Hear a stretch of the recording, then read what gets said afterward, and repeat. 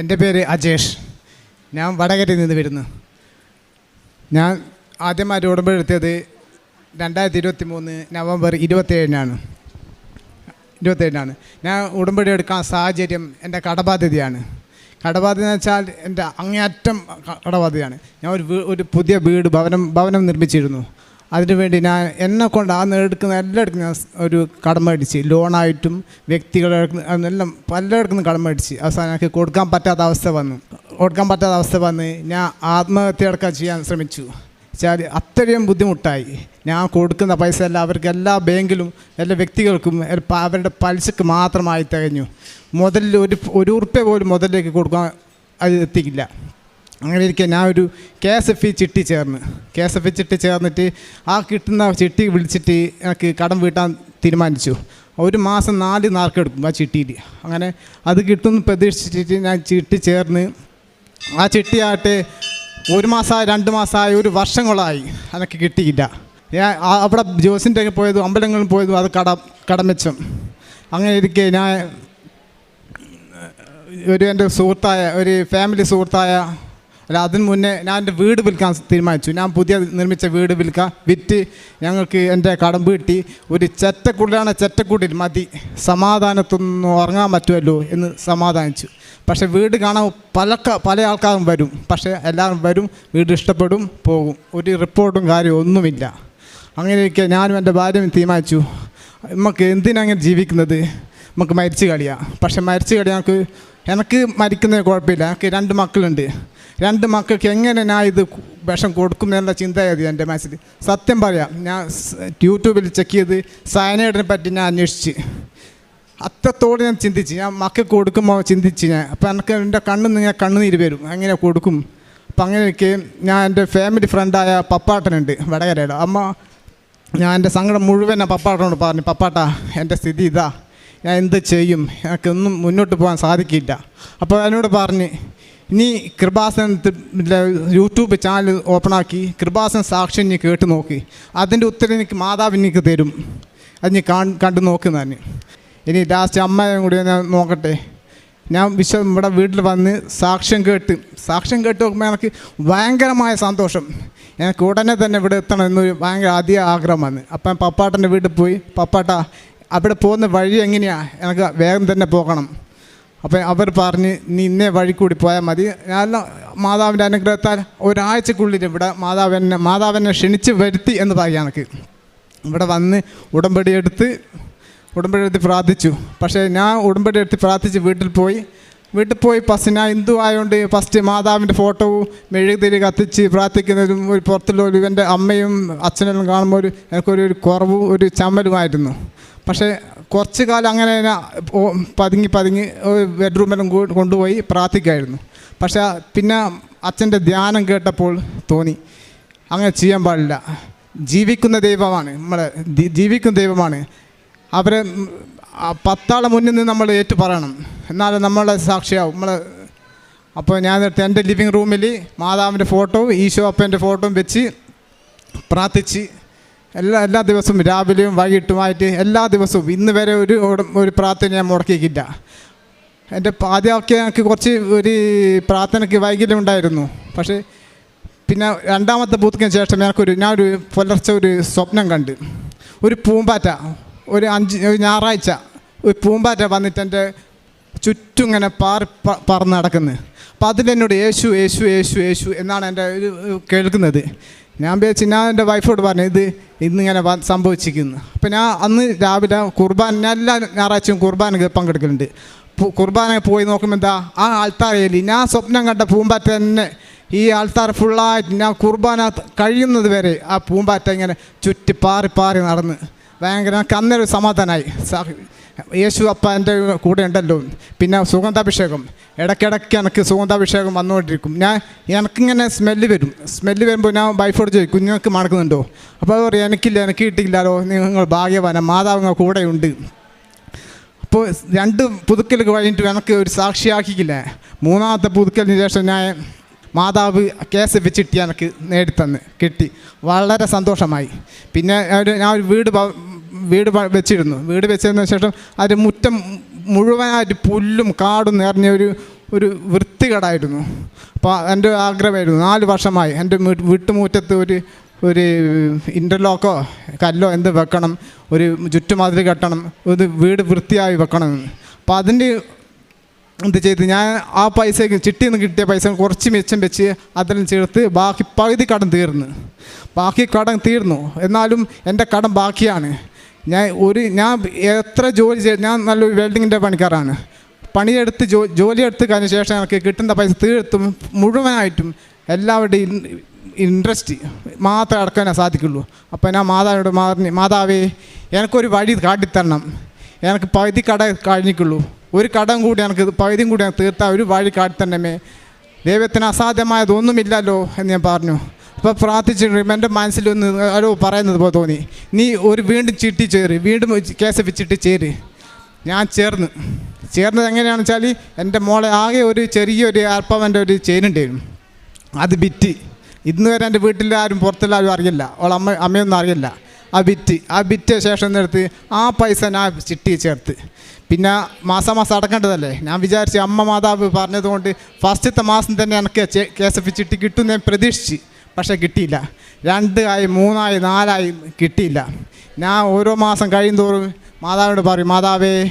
അപ്പോൾ എനിക്ക് തോന്നി എൻ്റെ പ്രേക്ഷിത പ്രവർത്തനങ്ങളെല്ലാം പ്രവർത്തനം കുറവായിരുന്നു, അതായിരിക്കും. ഞാൻ പിന്നെ കൂടുതൽ ചെയ്ത് ഞാൻ എന്ത് ചെയ്തെന്ന് വെച്ചാൽ അവസാനം ഞാൻ ഈ ചിട്ടി കൊടുക്കുന്ന പൈസ എന്ന് വെച്ചാൽ ഞാൻ ബാങ്കിലേക്ക് കൊടുക്കുന്ന ഇൻട്രസ്റ്റിൻ്റെ പൈസയാണ്.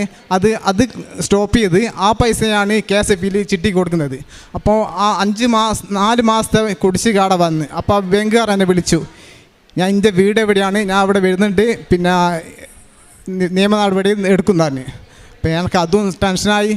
അപ്പോൾ ഞാൻ എന്ത് ചെയ്തതെന്ന് വെച്ചാൽ മാതാവിനോട് പറഞ്ഞു, മാതാവേ ഈ അടുത്ത മാസം എനിക്ക് ചിട്ടി കിട്ടിയില്ലെങ്കിൽ മാതാവേ ഞാൻ ചിട്ടി ഞാൻ ക്ലോസ് ചെയ്യൂ, നിർത്തി വെക്കും, എനിക്ക് 2 കൊണ്ടുപോകാനാവില്ല. ബാങ്കുകാർ തന്നെ വീട്ടിൽ വന്ന് എന്നെ നാണം കെടുത്തും.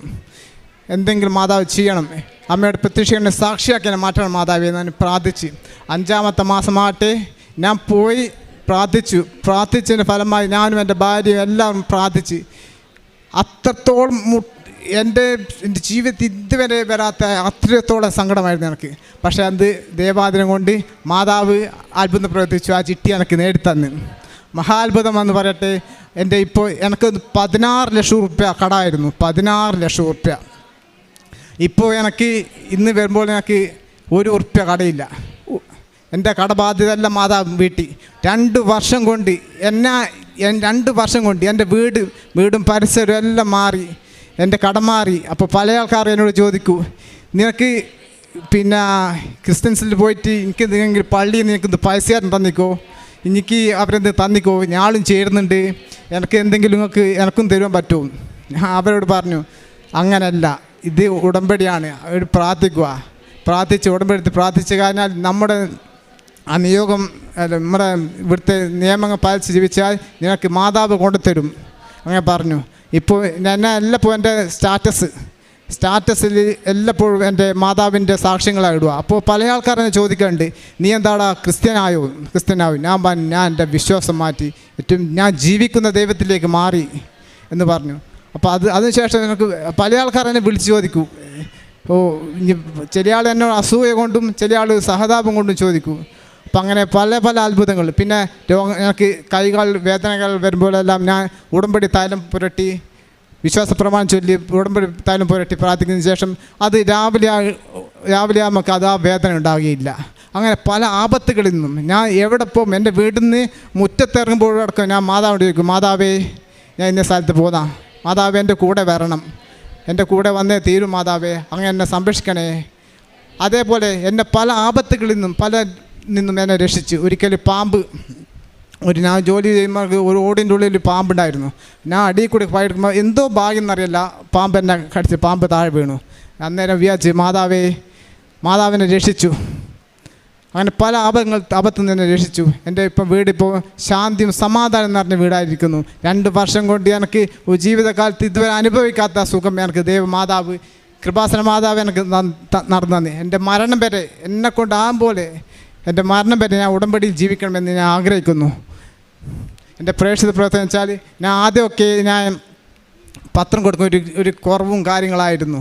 ആർക്കെങ്കിലും എന്നെ വഴക്ക് പറയുമോ എന്തെങ്കിലും ഒരു പരിഹസമായിരുന്നു. പിന്നെ ഞാൻ അച്ഛൻ പറയുന്നത് പോലെ എല്ലാം ഞാൻ ചോദിക്കൂ, എന്നാലും വഴക്ക് പറയാത്ത എന്താണ്, പറയട്ടെ, എന്നാൽ എനിക്ക് ഒരു ദേവരാജ്യത്തിലേക്ക് ഒരു അക്കൗണ്ട് തുടങ്ങാൻ പറ്റൂ, പറയട്ടെ ഞാൻ കൊടുക്കും. അത് അവനെല്ലാവരും കൊടുക്കും. ഞാൻ നടന്ന് പോയിട്ട് എൻ്റെ ടൗണിൽ തന്നെ പോയിട്ട് എല്ലാവരുടെ പോയി ഞാൻ പത്രം കൊടുക്കും.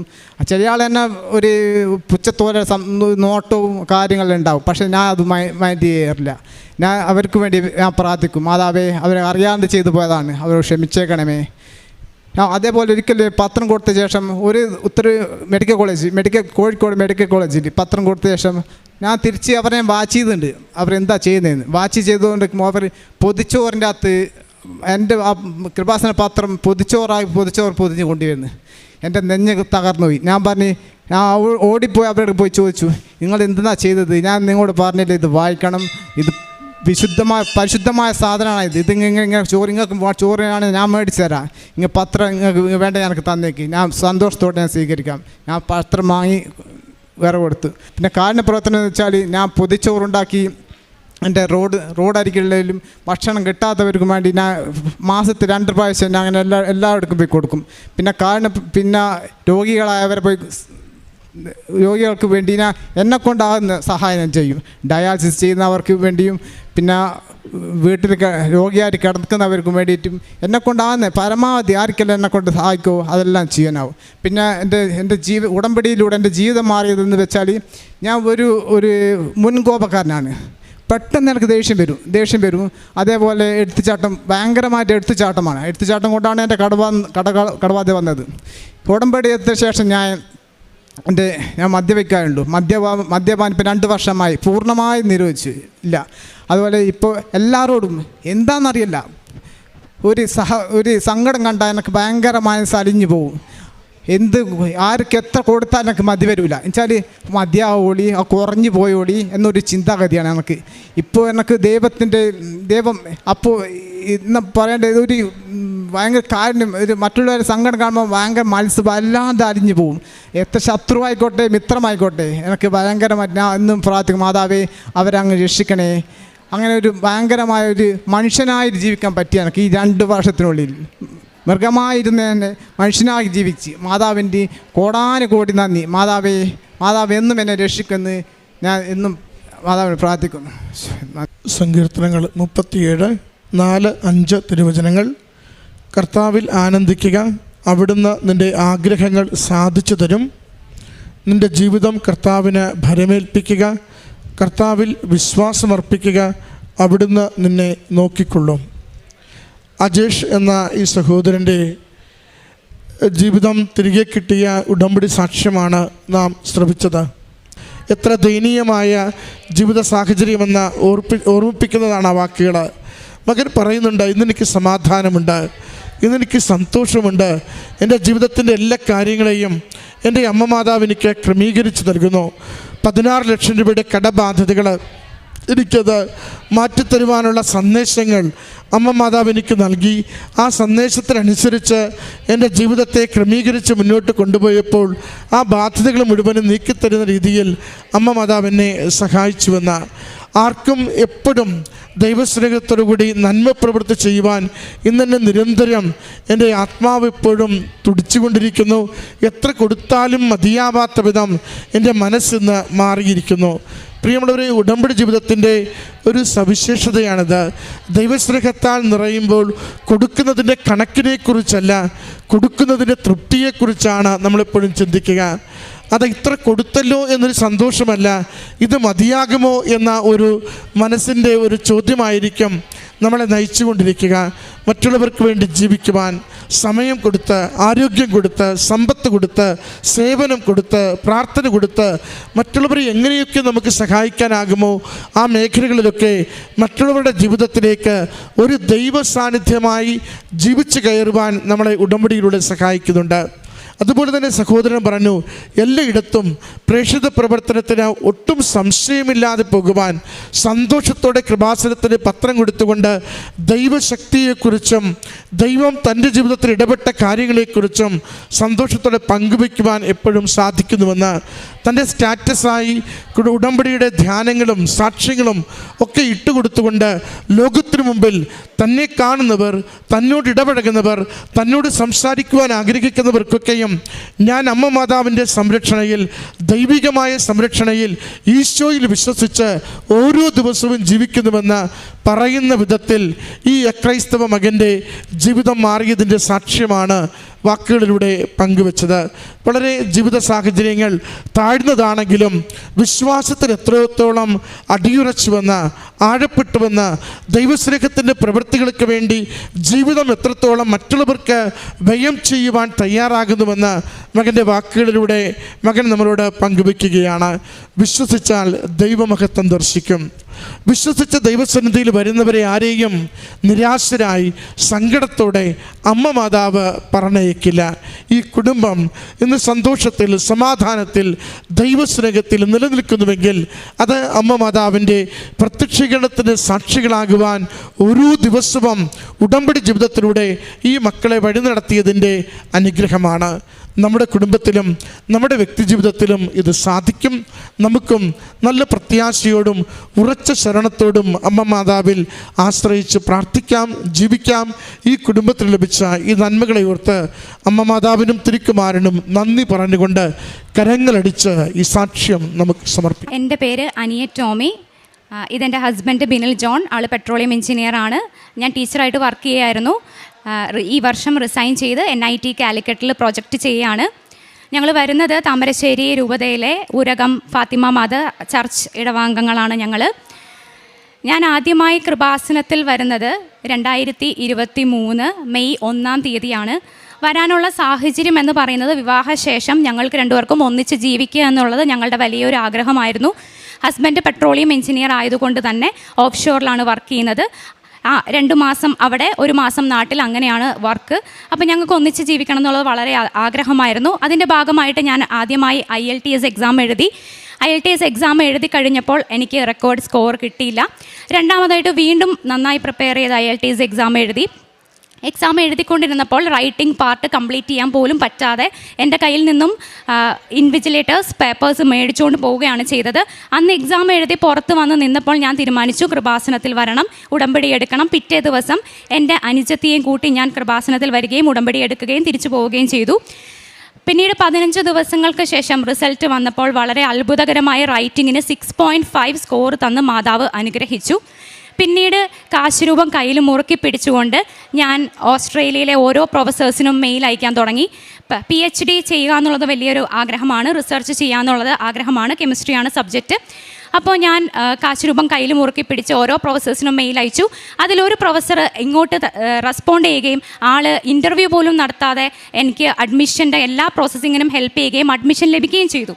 അഡ്മിഷൻ ലഭിച്ചതിന് ശേഷം ഇതൊരു 3 മാസത്തെ പ്രോസസ്സിംഗ് ആയിരുന്നു. അതിനുശേഷം 2 മാസങ്ങൾക്ക് ശേഷം സ്കോളർഷിപ്പ് റിജക്റ്റ് ആയി എന്നുള്ളൊരു മെയിലാണ് ഞാൻ കാണുന്നത്. അപ്പോൾ എനിക്ക് വളരെയധികം സങ്കടം തോന്നിയെങ്കിലും അച്ഛൻ്റെ ചൊവ്വാഴ്ചകളിലുള്ള ധ്യാനം ഞാൻ ഒരിക്കലും മുടങ്ങാതെ ഉടമ്പടി എടുത്തതിന് ശേഷം കൂടാറുണ്ടായിരുന്നു. അതെന്നെ വളരെയധികം ശക്തിപ്പെടുത്തുകയായിരുന്നു. പിന്നീട് വീണ്ടും പ്രാർത്ഥനയിൽ ഉറച്ച് മുന്നോട്ട് പോയി. അതിനുശേഷം ഒരു 2 ആഴ്ചകൾക്ക് ശേഷം ആ പ്രൊഫസർ തന്നെ പരിചയപ്പെടുത്തി മറ്റൊരു പ്രൊഫസർ എനിക്ക് ഇങ്ങോട്ട് മെയിൽ അയക്കുകയും ആളെന്നെ എടുക്കാൻ തയ്യാറാണെന്നും, അങ്ങനെ ഓസ്ട്രേലിയയിലെ തന്നെ മറ്റൊരു യൂണിവേഴ്സിറ്റിയിൽ വീണ്ടും അഡ്മിഷനുമായിട്ട് മുന്നോട്ട് പോയി. അതും 2 മാസങ്ങൾക്ക് ശേഷം അഡ്മിഷൻ ലഭിച്ചു. വീണ്ടും 2 മാസങ്ങൾക്ക് ശേഷം സ്കോളർഷിപ്പ് റിജക്റ്റ് ആയിപ്പോയി. അപ്പോഴും ഞാൻ ഈ കൃപാസനത്തിൽ വരികയും ഉടമ്പടി പുതുക്കിക്കൊണ്ടിരിക്കുകയും ചെയ്തു. പ്രാർത്ഥനയിൽ ഒരടി പുറകോട്ട് വെച്ചില്ല, മുന്നോട്ട് തന്നെ വെച്ചു. അച്ഛൻ്റെ ടോക്കുകൾ മുടങ്ങാതെ കേട്ടു. അതിനുശേഷം വീണ്ടും പ്രൊഫസർ വീണ്ടും എനിക്കിങ്ങോട്ട് മെയിൽ അയച്ച് ഇന്ത്യൻ ഗവൺമെൻറ്റും ഓസ്ട്രേലിയൻ ഗവൺമെൻറ്റും തമ്മിൽ ഒരു സ്കോളർഷിപ്പ് ഉണ്ടെന്നും നമുക്കത് അപ്ലൈ ചെയ്യാമെന്നും സാറ് തന്നെ മുൻകൈ എടുത്ത് ആ സ്കോളർഷിപ്പിന് അപ്ലൈ ചെയ്യുകയും ചെയ്തു. അപ്പോഴൊക്കെ ഞാൻ കാശുരൂപം കയ്യിൽ പിടിച്ചാണ് ഓരോ മെയിലും സാർമാർക്ക് അയച്ചുകൊണ്ടിരുന്നത്. സാറ് തന്നെ അത് മുന്നോട്ട് കൊണ്ടുപോയി. അത് ഞങ്ങളൊരു 4 മാസത്തോളം വെയിറ്റ് ചെയ്തു. ആ 4 മാസത്തിന് ശേഷം അതും റിജക്ഷൻ ആയിരുന്നു. അപ്പോൾ ഇപ്പോഴൊക്കെ നമുക്ക് വിഷമമുണ്ട്, ഒരുപാട് സങ്കടം തോന്നിയിട്ടുണ്ട്. പക്ഷേ പ്രാർത്ഥനയിൽ നിന്ന് ഞങ്ങൾ ഒട്ടും പുറകോട്ട് പോയിട്ടില്ല. അതിനുശേഷം കാനഡ സ്റ്റഡി വിസയായി മുന്നോട്ട് പോകാമെന്ന് വിചാരിച്ചു. ഓരോ തീരുമാനങ്ങൾ എടുക്കുമ്പോഴും ബൈബിൾ തുറന്ന് പ്രാർത്ഥിച്ച് വചനങ്ങൾ എടുത്തതിന് ശേഷമാണ് തീരുമാനങ്ങൾ എടുത്തുകൊണ്ടിരുന്നത്. കാനഡ സ്റ്റഡി വിസയുമായിട്ട് മുന്നോട്ട് പോയി. അപ്പോഴും ഞങ്ങൾക്ക് അഡ്മിഷൻ ലഭിച്ചു. വീണ്ടും വിസയ്ക്ക് സബ്മിറ്റ് ചെയ്ത് 2 മാസം ഞങ്ങൾ വെയിറ്റ് ചെയ്തു. ഒക്ടോബർ 30 എൻ്റെ ബർത്ത്ഡേ ആണ്. അന്ന് തന്നെയാണ് വിസയ്ക്ക് സബ്മിറ്റ് ചെയ്തത്.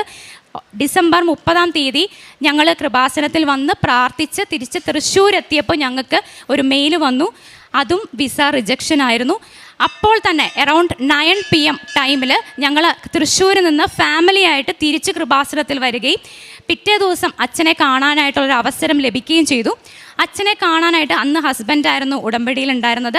ഹസ്ബൻഡ് ഇവിടെ നിന്ന് അച്ഛനെ കാണാനായിട്ട് വെയിറ്റ് ചെയ്തപ്പം അച്ഛൻ പ്രാർത്ഥിക്കാനായി അടുത്ത് വന്നപ്പം ഒന്നിച്ച് ജീവിക്കണം എന്നുള്ളൊരാഗ്രഹം പറഞ്ഞപ്പോൾ വൈഫ് എവിടെയെന്ന് ചോദിക്കുകയും ഞാൻ ഈ കൃപാസനത്തിലെ ലാസ്റ്റ് ബെഞ്ചിലിരുന്ന് പ്രാർത്ഥിക്കുകയായിരുന്നു. അച്ഛൻ ഇത്രയും ആളുകളുടെ ഇടയിൽ നിന്ന് മുന്നോട്ട് കയറി വരാൻ പറയുകയും ഞങ്ങൾ രണ്ടുപേരെയും ഒന്നിച്ച് ബ്ലെസ് ചെയ്യുകയും ചെയ്തു. അതിനുശേഷം തൊട്ടടുത്തുള്ള ആളെ ബ്ലെസ് ചെയ്തതിന് ശേഷം തിരിച്ച് വന്ന് അച്ഛൻ ഞങ്ങളുടെ അടുത്ത് പറഞ്ഞു എല്ലാം ശരിയാകും, ഓക്കെ ആണ് എന്നിങ്ങനെ കാണിക്കുകയും ചെയ്തു. അതിനുശേഷം ഞങ്ങൾ വളരെ സന്തോഷത്തോടെ തന്നെ തിരിച്ചുപോയി. വളരെ സങ്കടത്തോടെയാണ് ഇവിടെ വന്നത്. വളരെ സന്തോഷത്തോടെ തിരിച്ചുപോയി. പിന്നീട് ഞാൻ 5ാമതായിട്ട് ഉടമ്പടി പുതുക്കാമെന്ന് തീരുമാനിച്ചു. ഉടമ്പടി പുതുക്കാനായിട്ട് തീരുമാനിച്ചപ്പോൾ എൻ്റെ ഉടമ്പടിയിൽ എന്തെങ്കിലും കുറവുണ്ടെങ്കിൽ അത് നികത്തണമെന്നുള്ള ഉറച്ച തീരുമാനത്തോടെയായിരുന്നു ഞാൻ ഉടമ്പടി പുതുക്കാനായിട്ട് ഇവിടെ വന്നത്. എല്ലാം വളരെ കൃത്യമായിട്ട് ഞാൻ ചെയ്യുമായിരുന്നു. അരമണിക്കൂർ ബൈബിൾ വായിക്കും, കാരുണ്യ പ്രവർത്തികളൊക്കെ ചെയ്യും. പക്ഷേ കാരുണ്യ പ്രവർത്തികൾ അത്ര പോരാം എന്ന് എനിക്ക് തന്നെ തോന്നി. അതുകൊണ്ട് തന്നെ ഞാൻ മലപ്പുറത്ത് നിന്ന് എറണാകുളത്ത് വരികയും ഇവിടെ ഒരു ഗവൺമെൻറ് ഹോസ്പിറ്റലിൽ പൊതിച്ചോറ് കൊടുക്കുന്നതിനെ പറ്റി അന്വേഷിക്കാൻ ചെയ്യുന്നു.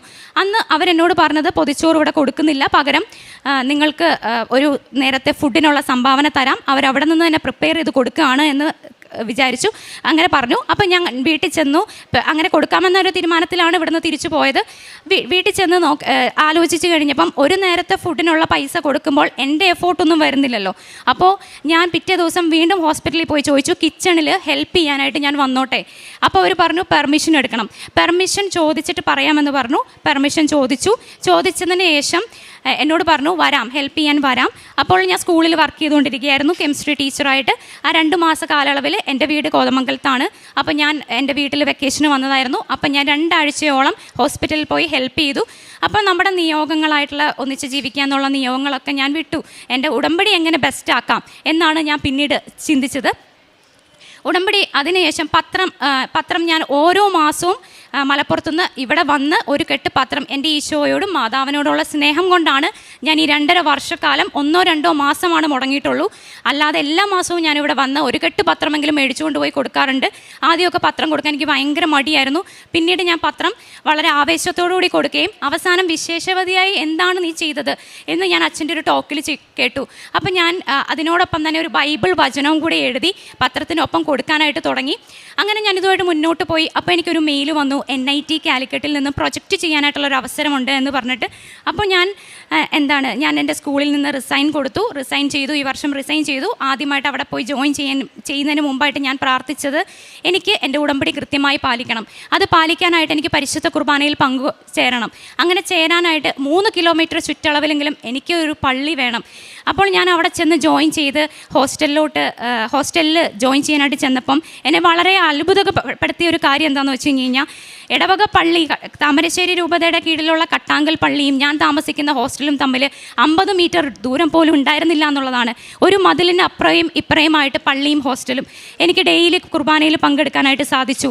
അതിനുശേഷം വീണ്ടും IELTSൻ്റെ കാലാവധി കഴിഞ്ഞു. 2 വർഷമായി. ഇത്രയും റിജക്ഷൻസ് കിട്ടിയപ്പോഴും ഒരു നിമിഷം പോലും പ്രാർത്ഥനയിൽ മുടങ്ങുകയോ ഒന്നും ചെയ്തിട്ടില്ല. കൃപാസനത്തിൽ മുടങ്ങാതെ വന്നിട്ടുണ്ട്. ഉടമ്പടി പുതുക്കിക്കൊണ്ടേയിരുന്നു. അതിനുശേഷം ഒരു ദിവസം വീണ്ടും IELTS എക്സാം എഴുതാനായിട്ട് ഞാൻ തീരുമാനിച്ചു. IELTS എക്സാമിന് വേണ്ടി ഞാൻ വീണ്ടും സെൻറ്ററിൽ പോയി IELTS എക്സാം എഴുതി. വീണ്ടും എനിക്ക് എക്സാം ഭയങ്കര പാടായിരുന്നു. അതിന് എനിക്ക് കിട്ടില്ല എന്ന് 100% ഉറപ്പായിരുന്നു. ഈ ഓരോ എക്സാമിന് പോകുമ്പോഴും എൻ്റെ കയ്യിൽ 1 രൂപവും അതുപോലെ തന്നെ വിശുദ്ധ ഉപ്പും ഞാൻ കൈ കരുതിയിട്ടാണ് പോവാറ്.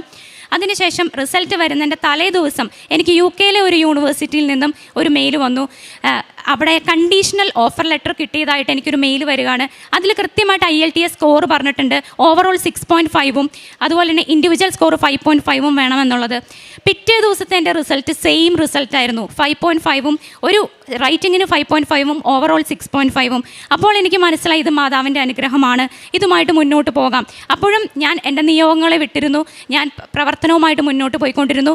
ഞാൻ NIT കാലിക്കറ്റിലായിരുന്നപ്പോഴും എല്ലാ സാറ്റർഡേയും മലപ്പുറത്തുനിന്ന് ഞാൻ കാരുണ്യ പ്രവർത്തി ചെയ്യാനായിട്ട് അതേ ഹോസ്പിറ്റലിലോട്ട് വരികയും ഹസ്ബൻഡ് വരുമ്പോൾ ഹസ്ബൻഡിനെയും കൂട്ടിക്കൊണ്ട് വരികയും ചെയ്യാറുണ്ട്. രോഗികൾക്ക് ഭക്ഷണം വിളമ്പി കൊടുക്കാറുണ്ട്. അതിനുശേഷം പ്രാർത്ഥിച്ചു മുന്നോട്ട് പോയിക്കൊണ്ടിരുന്നു. അപ്പോൾ എനിക്ക് ഒരു ദിവസം പ്രേക്ഷിത പ്രവർത്തനം, ഞാൻ ഇവിടുന്ന് 3 കെട്ട് പത്രമൊക്കെ മേടിച്ചുകൊണ്ടാണ് പോയത്. അത് കൊടുത്തു തീർന്ന അതേ ദിവസം തന്നെ എനിക്ക് അൺകണ്ടീഷണൽ ഓഫർ ലെറ്ററും ക്യാഷ് ലെറ്ററും UK നിന്ന് വന്നു. അതിനുശേഷം വീണ്ടും ഇതിൻ്റെ വിസ പ്രോസസ്സിങ്ങുമായിട്ട് മുന്നോട്ട് പോകുമായിരുന്നു. വിസ പ്രോസസ്സിങ്ങുമായിട്ട് മുന്നോട്ട് പോയപ്പോൾ എല്ലാ ഡോക്യുമെൻറ്റ്സുമായിട്ട് ഞാൻ വീണ്ടും കൃപാസനത്തിൽ വന്ന് ഇവിടെ ഈ അൾത്താരയിൽ വെച്ച് പ്രാർത്ഥിച്ചിട്ടാണ് ഞാൻ VFS ഓഫീസിൽ ബയോമെട്രിക് എടുക്കാനായിട്ട് പോയത്. ബയോമെട്രിക് കൊടുത്തു 3-ാം ദിവസം എനിക്ക് UK ഗവൺമെൻറ്റിൻ്റെ ഭാഗത്തുനിന്ന് ഒരു മെയിൽ വന്നു. നിങ്ങളുടെ ഫിനാൻഷ്യൽ ഡോക്യുമെൻറ്റ്സിൻ്റെ സോഴ്സ് വേണം എന്ന് ചോദിച്ച്. അപ്പം ഞാൻ ഏജൻസിയിൽ ചോദിച്ചപ്പോൾ ഏജൻസിക്കാരനോട് പറഞ്ഞത് ഇന്ന് വരെ ഇങ്ങനൊരു സംഭവം ഉണ്ടായിട്ടില്ല. UK നിന്ന് ഇന്ന് വരെ ഫിനാൻഷ്യൽ ഡോക്യുമെൻറ്റ്സിൻ്റെ സോഴ്സ് ചോദിച്ചിട്ടില്ല. ഇത് 100-ൽ ഒരാൾക്ക് പോലും ഇന്ന് വരെ ചോദിച്ചിട്ടില്ല, നമുക്ക് നോക്കാം എന്നാണ്. അവർ തന്നെ ഒരു പ്രതീക്ഷ മങ്ങിയിരുന്നു അവരുടെ. അപ്പോഴും എനിക്ക് പ്രത്യേകിച്ച് വിഷമമൊന്നും തോന്നിയില്ല അന്ന്. കാരണം ഒരുപാട് റിജക്ഷൻസ് കിട്ടി. അപ്പോഴൊക്കെ പ്രാർത്ഥനയാണ് മുന്നോട്ട് കൊണ്ടുപോയത്. അച്ഛൻ്റെ ടോക്കുകളാണ്. ഡെയിലി ബ്ലെസ്സിങ് ഞാൻ എല്ലാ ദിവസവും കേൾക്കാറുണ്ട്. 5:30 തന്നെ ഞങ്ങൾ തിരി കത്തിച്ച് വെച്ച് പ്രാർത്ഥിക്കാറുണ്ട്. മുട്ടയിൽ നിന്നാണ് ഞങ്ങൾ കൂടാറ്. അതിനുശേഷം ഒരു ദിവസം ധ്യാനത്തിൽ ഞാൻ കേട്ടു, നിങ്ങളുടെ കാര്യം വൈകുകയില്ല, ഡിസംബർ മാസത്തിനുള്ളിൽ ഇതിനൊരു തീരുമാനം ഉണ്ടാവുമെന്ന് അച്ഛൻ പറയുന്നത്. ഞാൻ ഉറച്ചു വിശ്വസിച്ചു അത് എൻ്റെ കാര്യം തന്നെയാണ്. അതിനുശേഷം വീണ്ടും ഡോക്യുമെൻറ്റ്സ് എല്ലാം ഞാൻ 2 ദിവസത്തിനുള്ളിൽ എങ്ങനെയൊക്കെ ഒപ്പിച്ച് അത് സബ്മിറ്റ് ചെയ്തു. അത് സബ്മിറ്റ് ചെയ്ത് 2-ാം ദിവസം എനിക്ക് വിസ സക്സസ്ഫുൾ എന്നുള്ള മെയിൽ വന്നു. മെയിൽ വന്നിട്ട് 2 ദിവസത്തിന് ശേഷം പാസ്പോർട്ട് കയ്യിൽ കിട്ടുകയും ആ പാസ്പോർട്ടുമായി പിറ്റേ ദിവസം തന്നെ മലപ്പുറത്ത് നിന്ന് കൃപാസനത്തിൽ വന്ന് പാസ്പോർട്ട് മാതാവിനെ കാണിച്ച് നന്ദി പറഞ്ഞ് ഞാൻ തിരിച്ചുപോയി. അതുപോലെ തന്നെ ഹസ്ബൻഡ് അപ്പോൾ അബുദാബിയിലായിരുന്നു. ഹസ്ബൻഡ് ലീവിന് വന്നപ്പോൾ ഉടനെ തന്നെ ഹസ്ബൻഡിൻ്റെ പേപ്പർ വർക്കുകൾ മുന്നോട്ട് കൊണ്ടുപോയി. VFS ഓഫീസിൽ വീണ്ടും എല്ലാ ഡോക്യുമെൻറ്റ്സും സബ്മിറ്റ് ചെയ്യുന്നതിന് മുമ്പായിട്ട് ഞങ്ങൾ 2 പേരും കൂടെ മലപ്പുറത്തുനിന്ന് വീണ്ടും കൃപാസനത്തിൽ വന്ന് ഡോക്യുമെൻറ്റ്സ് എല്ലാം സബ്മിറ്റ് ഇവിടെ വെച്ച് പ്രാർത്ഥിച്ചതിന് ശേഷമാണ് VFS ഓഫീസിൽ പോയത്. VFS ഓഫീസിൽ പോകുമ്പോഴൊക്കെ എല്ലായിടത്തും പരിശുദ്ധ ഉപ്പ് ഞങ്ങളുടെ കയ്യിലുണ്ടായിരുന്നു. ഈ ഡോക്യുമെൻറ്റ്സ് എല്ലാം സബ്മിറ്റ് ചെയ്യുന്നതിന് മുമ്പും എല്ലാ ഡോക്യുമെൻറ്റ്സിൻ്റെ ഓരോ പേജിലും ഉപ്പിട്ട് പ്രാർത്ഥിച്ച്, പാസ്പോർട്ടിൻ്റെ എല്ലാ പേജിലും ഉപ്പിട്ട് പ്രാർത്ഥിച്ചിരുന്നു ഞങ്ങൾ. ഹസ്ബൻഡിൻ്റെ സബ്മിറ്റ് ചെയ്ത് 3-ാം ദിവസം വിസ സക്സസ്ഫുൾ എന്നുള്ള മെയിൽ വന്നു. വിസ സക്സസ്ഫുൾ മെയിൽ വന്നതിന് ശേഷം 2-ാം ദിവസം ഞങ്ങൾക്ക് പാസ്പോർട്ട് കയ്യിൽ കിട്ടി. അന്ന് ഞങ്ങൾ തീരുമാനിച്ചു, ഹസ്ബൻഡ് ഈ ഫ്രൈഡേ അബുദാബിയിലേക്ക് തിരിച്ചു പോവുകയാണ്. റിസൈൻ ചെയ്യാനായിട്ടുള്ള കുറച്ച് വർക്കുകൾ ചെയ്യാനുണ്ട്. അതിനു മുമ്പായിട്ട് ഞങ്ങൾ 2 പേരും ഒന്നിച്ച് വന്ന് കൃപാസനത്തിൽ സാക്ഷ്യപ്പെടുത്തും എന്ന് ഞങ്ങൾ തീരുമാനിച്ചിരുന്നതാണ്. ഈ സാക്ഷ്യപ്പെടുത്തുന്നതിന് ഇവിടെ വന്ന് ആദ്യം സാക്ഷ്യം പറഞ്ഞതിന് ശേഷമാണ് ഞങ്ങൾ മറ്റുള്ളവരോട് പറയുള്ളൂ എന്ന് തീരുമാനിച്ചിരുന്നു. അതുകൊണ്ട് ഈ കാര്യം മറ്റുള്ളവർക്കൊന്നും അറിയില്ല. അതുപോലെ തന്നെ ഇത്രയും അനുഗ്രഹങ്ങൾ തന്ന മാതാവിനും ഈശോയ്ക്കും 1000 നന്ദി. ഞങ്ങൾ ഒന്നിച്ച് ജീവിക്കുക എന്നുള്ളത് ഞങ്ങളുടെ വലിയൊരു ആഗ്രഹമായിരുന്നു. ഇനി സെപ്റ്റംബർ 10-ാം തീയതി ഞാൻ UK പോവുകയാണ്. ഞാനാണ് ആദ്യം ട്രാവൽ ചെയ്യുക. അക്കോമഡേഷനും അങ്ങനെയുള്ള എല്ലാ കാര്യങ്ങളും ശരിയായി, എല്ലാം മാതാവിൻ്റെ അനുഗ്രഹം കൊണ്ടാണ്. അതിനുശേഷം റിസൈൻ്റെ എല്ലാ കാര്യങ്ങളും ചെയ്തതിന് ശേഷം ഹസ്ബൻഡും 2 ആഴ്ചയ്ക്കുള്ളിൽ ട്രാവൽ ചെയ്യുന്നതാണ്. അടുത്തതായിട്ട് എനിക്ക് പറയാനായിട്ടുള്ളത് എൻ്റെ ആത്മീയ ജീവിതത്തിൽ വന്ന മാറ്റമാണ്. ഒരു നോർമൽ ക്രിസ്ത്യാനി സൺഡേസിൽ മുടങ്ങാതെ പള്ളിയിൽ പോകും, കുടുംബ പ്രാർത്ഥനയിൽ മുടങ്ങാതെ പങ്കെടുക്കും, കുടുംബ പ്രാർത്ഥനയ്ക്ക് ശേഷം ബൈബിൾ വായിക്കും. അതിലുപരി ഞാൻ ഒന്നും തന്നെ ചെയ്തിട്ടുണ്ടായിരുന്നില്ല. പക്ഷെ കൃപാസനത്തിൽ വന്ന് ഉടമ്പടി എടുത്തതിന് ശേഷം ഒരു ദിവസം പോലും മുടങ്ങാതെ അരമണിക്കൂറെങ്കിലും മിനിമം ബൈബിൾ വായിക്കാൻ ഞാൻ ശ്രമിച്ചിട്ടുണ്ട്. യാത്രയിലാണെങ്കിൽ കൂടിയും ഞാൻ മൊബൈലിൽ ബൈബിൾ ആപ്പ് ഡൗൺലോഡ് ചെയ്തിട്ട് വെച്ചിട്ടുണ്ട്. ട്രെയിനിലാണെങ്കിൽ കൂടിയും ഞാൻ മൊബൈലിൽ ബൈബിൾ വായിക്കാറുണ്ട്. അതുപോലെ തന്നെ 2 ആഴ്ച കൂടുമ്പോൾ കുമ്പസാരിക്കാൻ സാധിക്കുന്നു എന്നുള്ളതാണ് അടുത്തൊരു അനുഗ്രഹം. ഞാൻ ഒരിക്കലും അങ്ങനെ കുമ്പസാരിച്ചിട്ടില്ല. ഉടമ്പടിക്ക് ശേഷം ഞാൻ 2 ആഴ്ച കൂടുമ്പോൾ കുമ്പസാരിക്കാനായിട്ട് ശ്രമിച്ചിട്ടുണ്ട്. പരിശുദ്ധ കുർബാനയിൽ സൺഡേ സൺഡേസിൽ മാത്രം പോയിക്കൊണ്ടിരുന്ന ഞാനിപ്പം ഇട ദിവസങ്ങളിലും പോകാനായിട്ട് അവസരം കിട്ടുമ്പോഴൊക്കെ ഞാൻ പോകാറുണ്ട്. അതുപോലെ തന്നെ സ്വഭാവത്തിലും ഒരുപാട് മാറ്റങ്ങൾ, വളരെ ശാന്തമായിട്ടുള്ളൊരു സ്വഭാവത്തിലോട്ട് വരികയും അതുപോലെ തന്നെ പ്രാർത്ഥനാ ജീവിതത്തിൽ വളരെയധികം ഞങ്ങൾ രണ്ടുപേരും ഒന്നിച്ച് നിന്നാണ് എപ്പോഴും പ്രാർത്ഥിക്കുക. ഒരു പള്ളിയിൽ കയറിയ ഞങ്ങൾ രണ്ടുപേരും ഒരുമിച്ച് നിന്ന് ഒരു സ്വർഗ്ഗസ്നായ പിതാവ്, ഒരു നന്മ നിറഞ്ഞൊരു പിതാവിനും പുത്രനും വെക്കാതെ ഞങ്ങൾ ഒന്നിച്ച് നിന്ന് പ്രാർത്ഥിക്കാതെ ഞങ്ങൾ പോയിട്ടില്ല. അതുപോലെ പ്രാർത്ഥിക്കും. അതുപോലെ തന്നെ എല്ലാ പള്ളികളിലും ചെല്ലുമ്പോൾ ഞാൻ ഈശോയുടെ രൂപത്തിലേക്ക് നോക്കിയിട്ട് ഞാൻ പറയാറുണ്ട്, ഈശോയെ ഞാൻ അങ്ങയെ സ്നേഹിക്കുന്നു. ഇത്രയും റിജക്ഷൻസ് കിട്ടിയപ്പോഴും ഞാൻ ഈശോയുടെ മുഖത്ത് നോക്കി പറയാറുണ്ട്, ഈശോയെ ഞാൻ അങ്ങയെ സ്നേഹിക്കുന്നു. ഒരടി പ്രാർത്ഥനയിൽ ഞങ്ങൾ പിന്നോട്ട് വെച്ചിട്ടില്ല. എന്തെങ്കിലും ഇത് ശരിയാവും എന്നുള്ള കാര്യം ഉറപ്പായിരുന്നു. അതുപോലെ തന്നെ പ്രേക്ഷിത പ്രവർത്തനത്തെ പറ്റി പറയുകയാണ്. ഞാൻ ആദ്യം പറഞ്ഞു, എനിക്ക് ആദ്യം പത്രം കൊടുക്കാൻ വളരെ മടിയായിരുന്നു. അത് ഞാൻ കയ്യിൽ വെച്ചുകൊണ്ടിരിക്കുമായിരുന്നു. എന്നാലും ഞാൻ കൊടുത്തു തീർക്കും, ഒരു മാസത്തിനുള്ളിലൊക്കെ കൊടുത്തു തീർക്കും. പക്ഷേ കുറച്ച് മടിയൊക്കെ ഉണ്ടായിരുന്നു. പക്ഷേ പിന്നീട് ഞാൻ വളരെ ആവേശത്തോടെ പത്രം കൊടുക്കും. എവിടെ പോയാലും എൻ്റെ ബാഗിൽ കൃപാസന പത്രം ഉണ്ടായിരിക്കും. ആ പത്രമായിട്ടാണ് ഞാൻ ട്രാവൽ ചെയ്യുന്നത്. ട്രെയിനിലും മാളുകളിലും എല്ലായിടത്തും ഞാൻ കൊടുത്തിട്ടുണ്ട്. ഒരു മടി എനിക്ക് തോന്നിയിട്ടില്ല. എല്ലായിടത്തും നടന്ന് ഞാൻ കൊടുത്തിട്ടുണ്ട്. മലപ്പുറത്ത് ടൗണിലൂടെ നടന്ന് ഞാൻ കൊടുത്തിട്ടുണ്ട്. അപ്പോൾ ഇതൊക്കെയാണ് എൻ്റെ ആത്മീയമായ ജീവിതത്തിൽ വന്ന മാറ്റങ്ങൾ. ഇത്രയും തന്ന് അനുഗ്രഹിച്ച ഈശോയ്ക്കും മാതാവിനും 1000 നന്ദി. ഈശോയ്ക്കും മാതാവിനും യേശുവേ പിതാവിനും ഒരുപാട് നന്ദി. ഞങ്ങളുടെ വലിയൊരു സ്വപ്നമായിരുന്നു, ആഗ്രഹമായിരുന്നു ഞങ്ങൾക്ക് ഒരുമിച്ച് താമസിക്കുക എന്നുള്ളത്. അപ്പോൾ വൈഫ് പറഞ്ഞ പോലെ ഈ എല്ലാ റിജക്ഷനിലും എല്ലാ വിഷമഘട്ടങ്ങളിലും മുറുകെ പിടിച്ചത് പ്രാർത്ഥന എന്നൊരു മാത്രമായിരുന്നു. ജപമാല ചെല്ലുക, ബാക്കി എല്ലാ കാര്യങ്ങളിലും മുന്നോട്ട് ഉറച്ച് ഒരു പിടി പോലും പുറകോട്ട് പോവാതെ പ്രാർത്ഥന എന്ന ഒറ്റൊരിത് കൊണ്ട് മാത്രമാണ് ഇന്ന് ഞങ്ങളിവിടെ ഞങ്ങളുടെ പാസ്പോർട്ടും വൈഫിൻ്റെ ടിക്കറ്റുമായി നിൽക്കുന്നത്. അപ്പോൾ ഞങ്ങൾക്ക് ഉറപ്പുണ്ട് ഇനി അങ്ങോട്ടും എല്ലാ രീതിയിലും മുന്നോട്ടുള്ള എല്ലാ അവസരത്തിലും ഈശോയും മാതാവും യേശുവേ പിതാവും ഞങ്ങളുടെ കൂടെ തന്നെ ഉണ്ടാവും. അതുപോലെ വ്യക്തിജീവിതത്തിൽ ഞങ്ങൾക്ക് പറയുവാണെങ്കിൽ ഓരോ ദിവസവും അനുഗ്രഹങ്ങൾ തന്നുകൊണ്ടിരിക്കുകയാണ്. നമുക്കിത്രയും പറയാൻ പറ്റാത്തത് കൊണ്ടാണ്. ഓരോ ദിവസവും ഇപ്പം ഞങ്ങളുടെ കയ്യിലായാലും എവിടെ യാത്ര ചെയ്യുകയാണെങ്കിലും ചുമ്മാ ഒന്ന് വീടിൻ്റെ പുറത്ത് പോയാൽ പോലും കാശ് രൂപ എൻ്റെ പേഴ്സിലോ എൻ്റെ പോക്കറ്റിലോ ഉണ്ടാവും. അതുപോലെ ഉപ്പ് ഞങ്ങളുടെ വണ്ടിയിൽ എപ്പോഴും ഉണ്ടാവും. വണ്ടിക്കാണ് പോകുന്നത് കൊണ്ട് എപ്പോഴും ഉപ്പുണ്ടാവും. എവിടെ ഉപ്പും കാശ് രൂപവും പ്രയോഗിച്ചിട്ടുണ്ടോ അതൊന്നും നടക്കാതിരുന്നിട്ടില്ല. പക്ഷേ എന്തൊക്കെ റിജക്ഷൻ വന്നിട്ട് നമ്മളെ ദൈവം താഴോട്ട് പോയെങ്കിലും അത് നല്ലതിന് വേണ്ടിയായിരുന്നു. ഞങ്ങൾക്ക് തിരിഞ്ഞു നോക്കിയപ്പോൾ മനസ്സിലായി. അങ്ങനെ ഈശോയും മാതാവും യേശുവേ പിതാവും തന്ന എല്ലാ അനുഗ്രഹങ്ങൾക്കും ഞങ്ങൾ നന്ദി പറയുന്നു. ഞങ്ങൾ ജീവിതകാലം മൊത്തം ഇതുപോലെ തന്നെ മുന്നോട്ട് നല്ല രീതിയിൽ പോകുമെന്ന് ഞങ്ങൾ പ്രാർത്ഥിക്കുന്നു.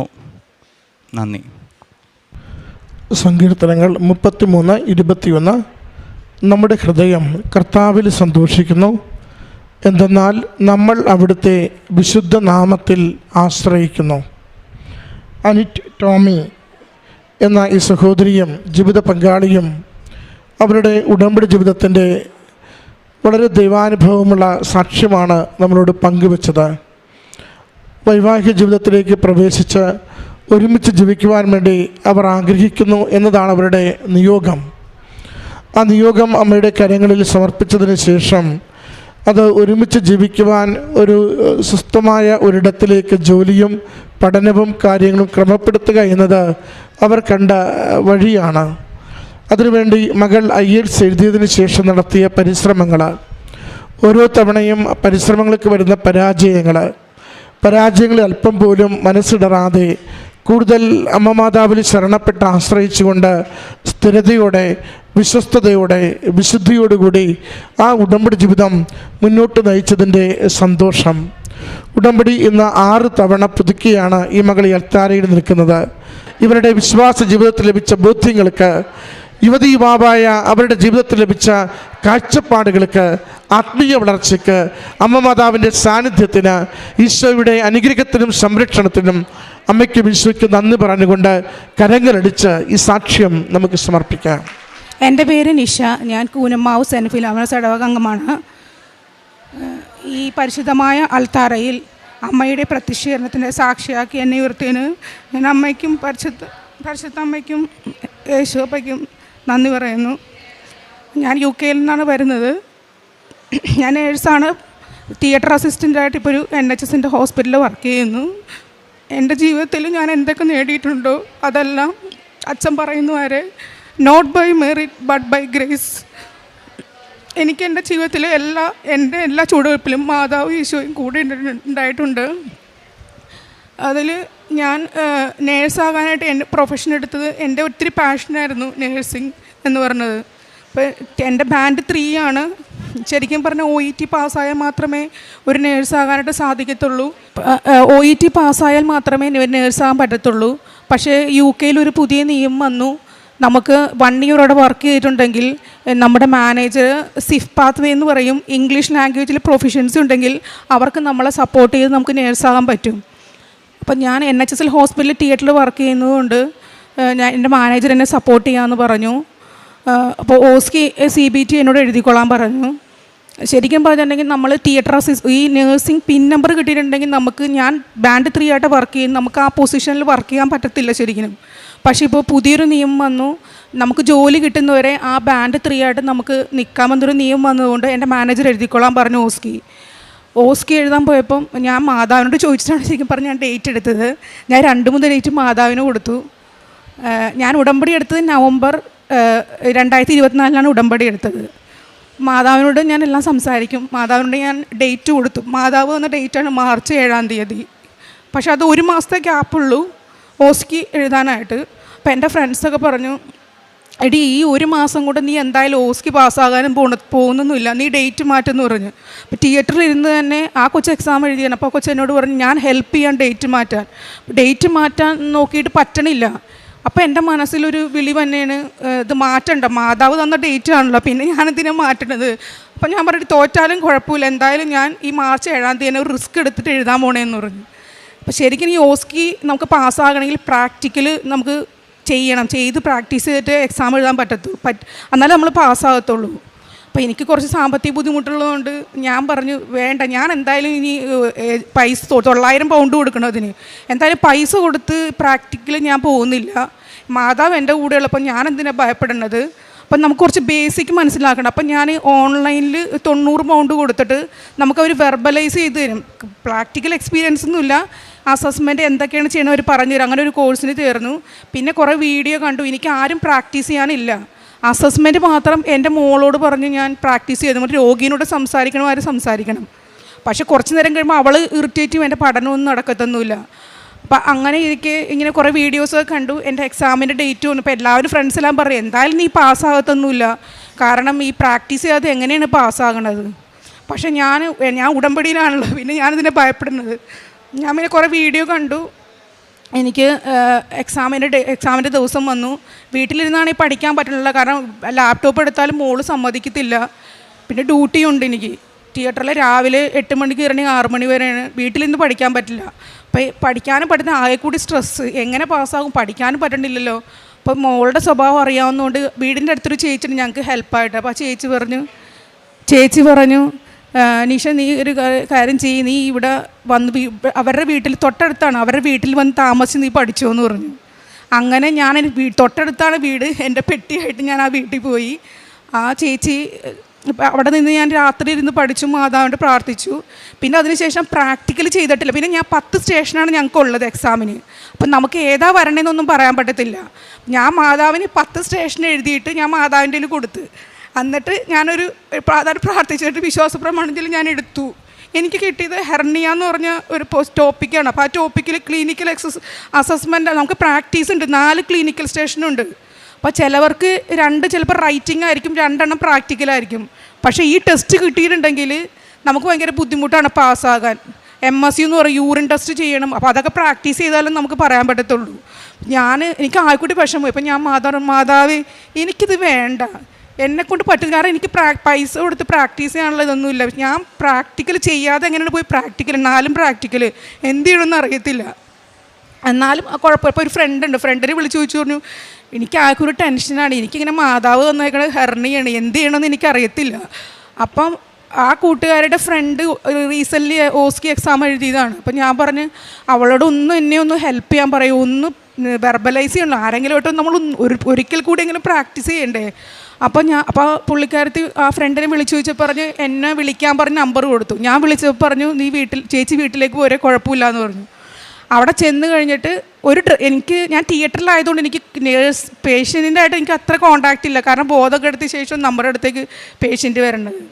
അപ്പോൾ ഡ്രസ്സിങ് സെറ്റ് അങ്ങനെയൊന്നും കിട്ടത്തൊന്നുമില്ല, അവിടെ പുറത്ത് വാങ്ങിക്കാനും കിട്ടില്ല. അപ്പോൾ ഒരു ഫ്രണ്ട് കൊണ്ടുവന്നൊരു ഡ്രസ്സിങ് സെറ്റ്, ആ ഒരു ഡ്രസ്സിങ് സെറ്റാണ് എൻ്റെ കയ്യിലുള്ളത്. ആ ഒരു ദിവസം ഫ്രണ്ടിൻ്റെ വീട്ടിൽ പോയി കൂട്ടുകാരത്ത് പറഞ്ഞ് ഇത് തുറന്നിട്ടുണ്ടെങ്കിൽ ഞാൻ ചെയ്ത് കാണിച്ചിട്ടുണ്ടെങ്കിൽ ചേച്ചിക്ക് ചെയ്യാൻ പറ്റില്ല, കാരണം അത് ഓപ്പണാക്കി പിന്നെ അത് തിരിച്ച് ചെയ്യാൻ പറ്റില്ല. അപ്പോൾ പറഞ്ഞു ചേച്ചി ചെയ്യും, ഞാൻ പറഞ്ഞു തരാം. ആ ഒരു ഡ്രസ്സിങ്ങിൻ്റെ ഒരു പ്രാക്ടിക്കൽ ചെയ്യുന്നതല്ലാണ്ട് വേറൊരു പ്രാക്ടിക്കൽ എക്സ്പീരിയൻസ് ഇല്ല. പിന്നെ വെർബലൈസ് ചെയ്യാൻ എനിക്കറിയാം, അത്രയേ ഉള്ളൂ. ശരിക്കും പറഞ്ഞാൽ ആ ഒരു ദിവസം മാതാവിനെ ഒരുക്കിയതാണ്. എക്സാമിന് ഞാൻ ഹെർണിയ വേണ്ടെന്നല്ലേ മാതാവിനോട് പറഞ്ഞേക്കണത്. അപ്പോൾ എന്തായാലും ഞാൻ ചെന്നു. ശരിക്കും പറഞ്ഞാൽ ആദ്യം നമുക്ക് കിട്ടുന്ന അസസ്മെൻറ്റിനാണ് നഴ്സിങ്ങിന്, അത് UK ഉള്ളവർക്ക് അറിയാമായിരിക്കും. പക്ഷേ എനിക്ക് കിട്ടിയത് ഫസ്റ്റ് കിട്ടിയത് ക്ലിനിക്കൽ ഈ 4 ടെസ്റ്റ് ചെയ്യണേ കിട്ടിയത്. എനിക്ക് കിട്ടിയത് ഈ ഹെർണിയക്ക് എന്തൊക്കെയാണ് വരുന്നത് അത് തന്നെയാണ് കിട്ടിയത്. അപ്പോൾ എനിക്ക് എന്ത് ചെയ്യണമെന്ന് അറിയത്തില്ല. നമുക്കൊരു ടൈം ഗ്യാപ്പ് ഉണ്ട്, ആ ടൈം പീരീഡിനുള്ളിൽ ആ പ്രൊസീജിയർ ഫുൾ കംപ്ലീറ്റ് ചെയ്യണം. അപ്പോൾ എന്ത് ചെയ്യണമെന്ന് അറിയില്ല. ഇത് കണ്ടതോടെ എനിക്ക് ആകെ ഒരു ടെൻഷനായി. പക്ഷേ ഹെർണിയാണെന്ന് എനിക്ക് അറിയത്തില്ല ശരിക്കും. അപ്പം ഈ ക്ലിനിക്കൽ സ്കെയിൽ 8 മിനിറ്റുള്ളിൽ ചെയ്യണം. പിന്നെ നമ്മൾ ലാസ്റ്റ് ഗ്ലൗസൊക്കെ ഊരി ഹാൻഡ് വാഷൊക്കെ ചെയ്യണം. പക്ഷേ എനിക്കതിനുള്ള ടൈം ഗ്യാപ്പൊന്നും കിട്ടിയില്ല. പ്രൊസീജിയർ ചെയ്തു, ആ പഠിച്ചൊക്കെ കുറേ വീഡിയോസ് കണ്ടതാണല്ലോ, അപ്പോൾ അതുകൊണ്ട് അതനുസരിച്ച് ഞാൻ പ്രൊസീജിയറൊക്കെ ചെയ്തു. പക്ഷേ എനിക്ക് ഒരു ഗ്ലൗസ് ഡിസ്പോസ് ചെയ്യാനോ ഹാൻഡ് വാഷ് ചെയ്യാനോ സമയം കിട്ടിയില്ല. പിന്നെ എനിക്ക് സ്ട്രെസ്സായി, എൻ്റെ ദൈവം ഞാൻ തോറ്റു. അപ്പോൾ ഞാൻ മനസ്സിൽ ചോദിച്ചു ഇതെല്ലാം പാളിപ്പോയി, ഞാൻ ജയിക്കൂല, ഇത് ഞാൻ ഫുൾ പൂർത്തീകരിച്ചില്ലല്ലോ, ആ ഒരു ടെൻഷൻ. പിന്നെ തുടർന്നുള്ള ഇതിലൊക്കെ എനിക്ക് ഭയങ്കര ടെൻഷനായിരുന്നു. ഞാൻ പുറത്തിരുന്ന് മാതാവിനോട് കരഞ്ഞു. ഞാൻ കരയണതൊക്കെ അസസറിന് കാണാം. മാതാവിനോട് ഞാൻ അവിടെ നിന്ന് പ്രാർത്ഥിച്ചു. എല്ലാം എങ്ങനെയൊക്കെ ഞാൻ അതെല്ലാം ചെയ്തു. എനിക്ക് ആയെക്കൂടി അറിയാവുന്നത് അസസ്മെൻ്റാണ്. മോളായിട്ട് പ്രാക്ടീസ് കൊണ്ട് അസസ്മെൻറ്റ് ക്ലിയറായിട്ട് എനിക്കറിയാം. അല്ലാതെ ഇതൊന്നും ഞാൻ ചെയ്തിട്ടില്ല. എല്ലാം നാളെ എൻ്റെ ക്ലിനിക്കൽ സ്കില്ല് കഴിഞ്ഞു. ലാസ്റ്റാണ് എൻ്റെ അസസ്മെൻറ്റ് വന്നത്. അസസ്മെൻറ്റ് നോക്കിയപ്പോൾ ഈ പേപ്പർ എടുത്ത് നോക്കിയപ്പോൾ ഞാൻ കാണണത് എനിക്ക് മാതാവ് ഏതാണ് തന്നത് ആ വിഷയം ഹെർണിയ. സത്യം പറഞ്ഞ് എനിക്ക് ആകെ കൂടി എന്തോ മാതിരിയായി പോയി. അതെല്ലാം കഴിഞ്ഞ് ഞാൻ വീട്ടിൽ ചെന്നിട്ട് എല്ലാവരും ചോദിച്ചു എങ്ങനെ ഉണ്ടായിരുന്നു എക്സാം. ഞാൻ പറഞ്ഞു എനിക്ക് എക്സാം ഭയങ്കര ബുദ്ധിമുട്ടാണ്. കാരണം ഞാൻ പ്രൊസീജിയർ കംപ്ലീറ്റ് ആയിട്ട് ഹാൻഡ് വാഷിംഗ് ചെയ്യണമല്ലോ. പ്രൊസീജിയർ ചെയ്താലും നമ്മൾ ലാസ്റ്റ് തിങ്സൊക്കെ റീപ്ലേസ് ചെയ്യണം. ഇതൊന്നും എനിക്ക് ചെയ്യാൻ പറ്റിയില്ലല്ലോ.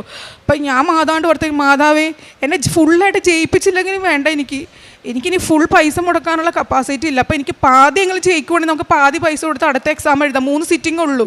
അങ്ങനെ ഞാൻ മാതാവിനോട് പ്രാർത്ഥിച്ചു. എല്ലാവരോടും പറഞ്ഞു ജയിക്കണ ആരെയും സംശയമുണ്ട്, ഭയങ്കര ബുദ്ധിമുട്ടായിരുന്നു. പിന്നെ ഹോസ്പിറ്റലാണെങ്കിൽ എല്ലാവർക്കും അറിയാം ഞാൻ ഇതിന് പോയേക്കണേന്ന്. അപ്പോൾ എല്ലാവരും കണ്ടു വെച്ചു നിഷേ എങ്ങനെ ഉണ്ടായിരുന്നു എക്സാം. പിന്നെ എനിക്ക് വേണ്ടി ആ സമയത്ത് എൻ്റെ അമ്മ എഴുതിരിച്ച് പ്രാർത്ഥിച്ചു.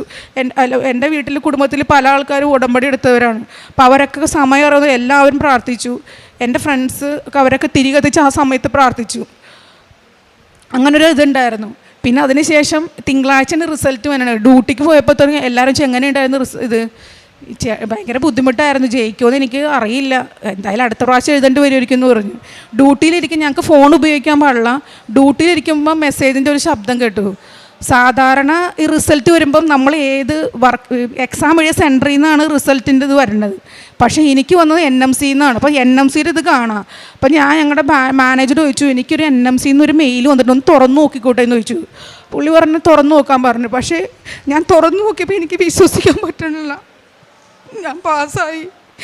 എനിക്ക് എല്ലാവരും ഞാൻ തോക്കുമെന്ന് പറഞ്ഞിട്ട് ഞാൻ പാസ്സായി. അതിന് അപ്പം ഞാൻ വിചാരിച്ചത് ഈ മാതാവ് കൂടെ ഉണ്ടെങ്കിൽ എല്ലാം വിജയകരമായി പൂർത്തീകരിക്കുന്ന എനിക്ക് വിശ്വാസം ഉണ്ടായി.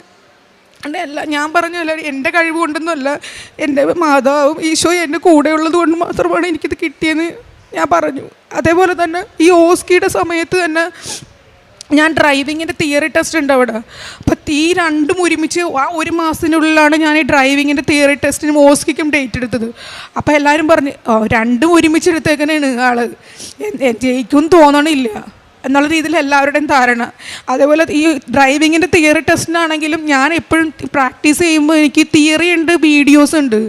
തിയറിയിൽ എനിക്ക് നല്ല ഫുൾ മാർക്കുണ്ട്, പക്ഷേ വീഡിയോസ് മിക്കപ്പോഴും ഞാനിങ്ങനെ ക്ലിക്ക് ഫ്ലോപ്പായി പോകണേണ്.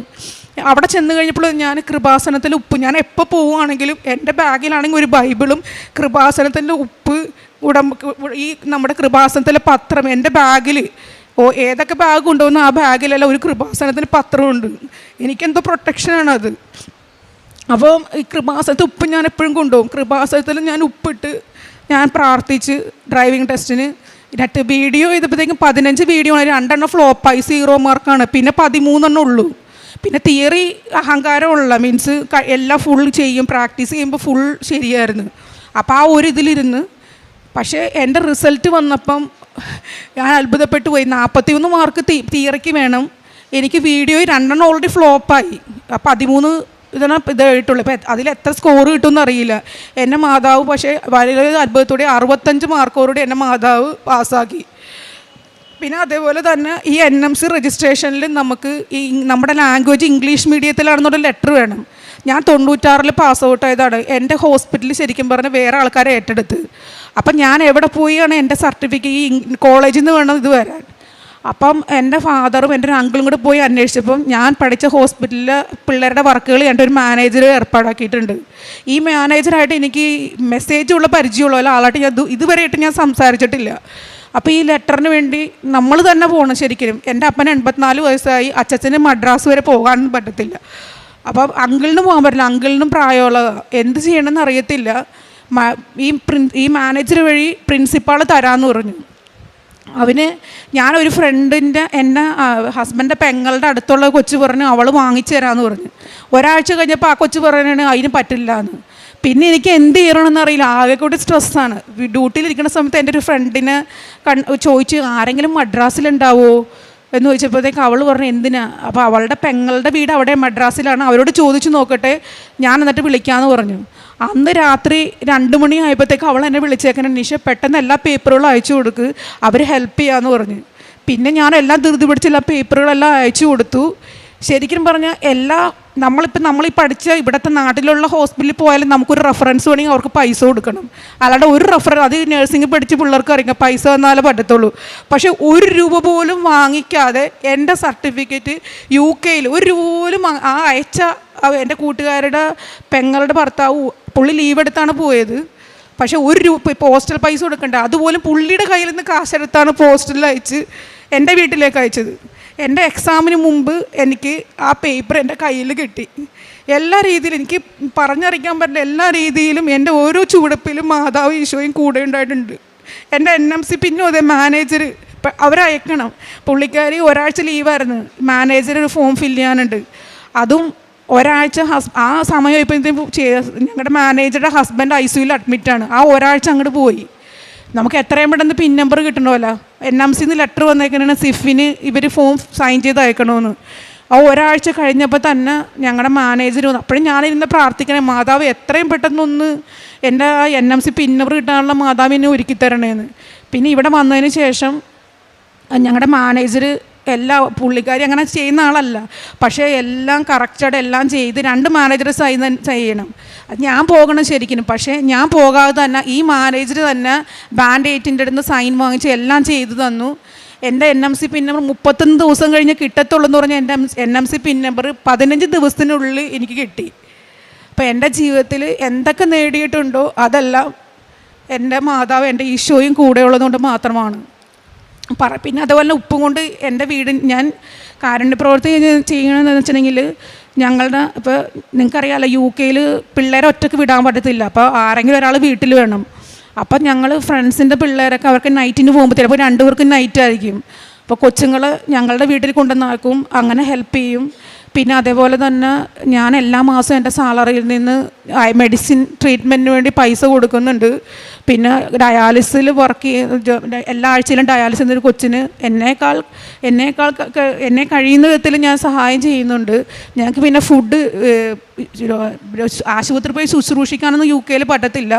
എൻ്റെ ഒരു ഓപ്പറേഷൻ തിയേറ്ററിൽ വരുന്ന രോഗികൾക്ക് വേണ്ടി ഞാൻ പ്രാർത്ഥിക്കും. എൻ്റെ പോക്കറ്റിൽ എപ്പോഴും ഒരു ജപമാല ഉണ്ടാവും. ഞാൻ പ്ലാസ്റ്റിക് സർജറിയിൽ വർക്ക് ചെയ്യണത് ബ്രസ്റ്റ് ഓപ്പറേഷൻ നടക്കുന്ന രാവിലെ ട്രാൻസ്പ്ലാന്റ് ചെയ്യും, ബ്രസ്റ്റ് ട്രാൻസ്പ്ലാന്റ് ചെയ്യുന്ന യൂണിറ്റിലാണ്. അപ്പോൾ രാവിലെ കയറിയിട്ടുണ്ടെങ്കിൽ 8 മണി 10 മണി ചില സമയത്ത് 11 മണി വരെ നീണ്ടുപോകുന്ന സർജറിയാണ്. അപ്പം ഞാൻ അവർക്ക് വേണ്ടി ജപമാല ചെല്ലും. അതാണ് എൻ്റെ പ്രേക്ഷിത പ്രവർത്തനങ്ങൾ. പിന്നെ എൻ്റെ വീടിൻ്റെ തൊട്ടടുത്താണ് കുർബാന, ഇംഗ്ലീഷ് പള്ളിയാണ്. എനിക്ക് ഓഫ് കിട്ടുമ്പോൾ ഞാൻ പള്ളിയിൽ പോവും. പിന്നെ എല്ലാ ദിവസവും ഞാൻ ഓൺലൈനിൽ കുർബാന കൂടും, എല്ലാ ഞായറാഴ്ചയും കൂടും. പിന്നെ കുമ്പസാരിക്കാൻ കുറച്ച് ബുദ്ധിമുട്ടുണ്ട്, പക്ഷേ എപ്പോൾ അവസരം കിട്ടുന്നു അപ്പോഴൊക്കെ ഞാൻ പോയി കുമ്പസാരിക്കും.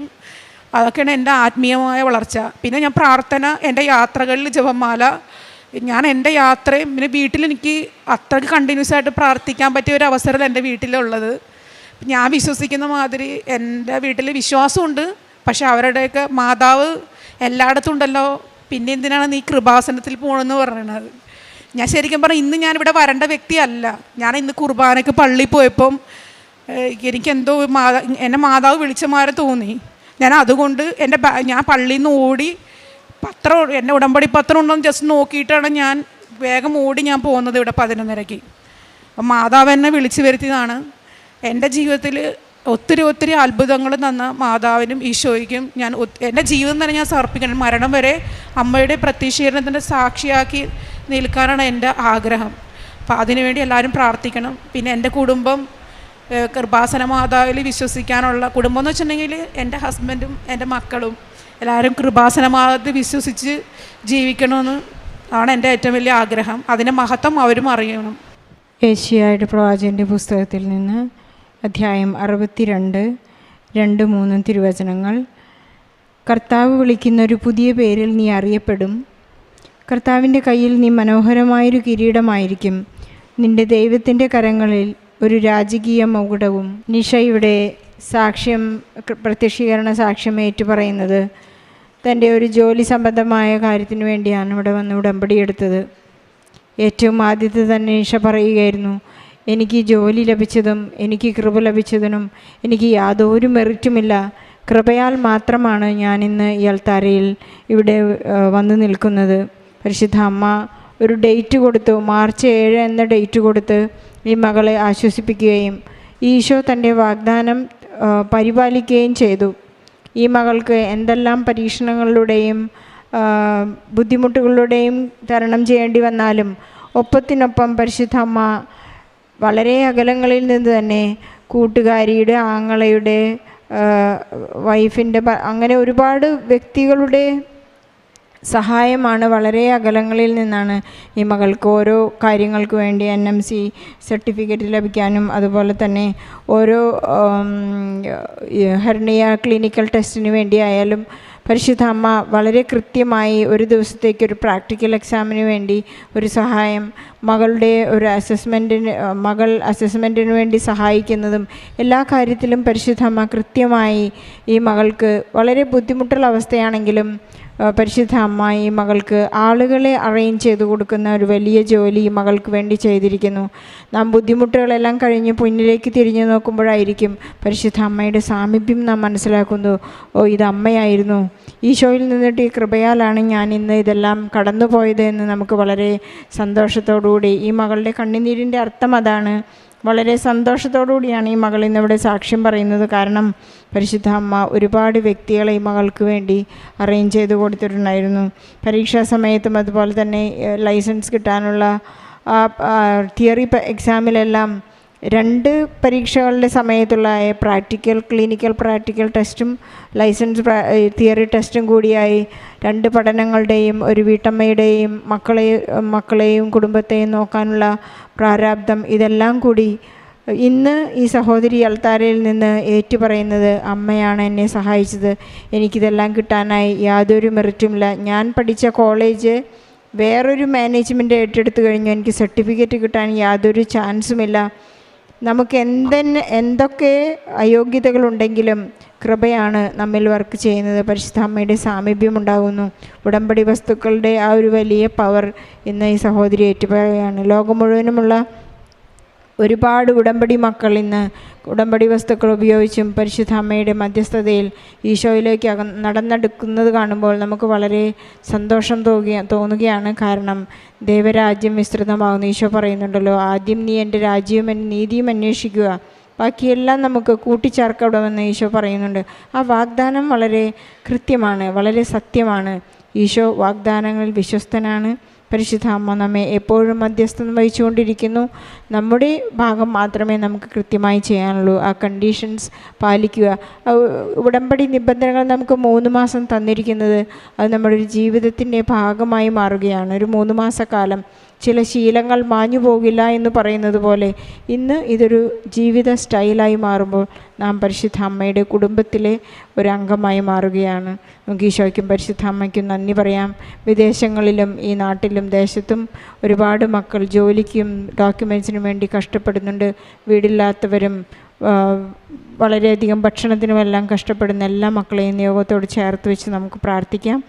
എല്ലാ നിയോഗങ്ങളെയും ചേർത്ത് വെച്ച് പ്രാർത്ഥിച്ചുകൊണ്ട് ഈശോയ്ക്കും പരിശുദ്ധ അമ്മയ്ക്കും നല്ലൊരു കയ്യടി നൽകി സാക്ഷി നമുക്ക് സമർപ്പിക്കാം. എൻ്റെ പേര് മൈക്കിൾ.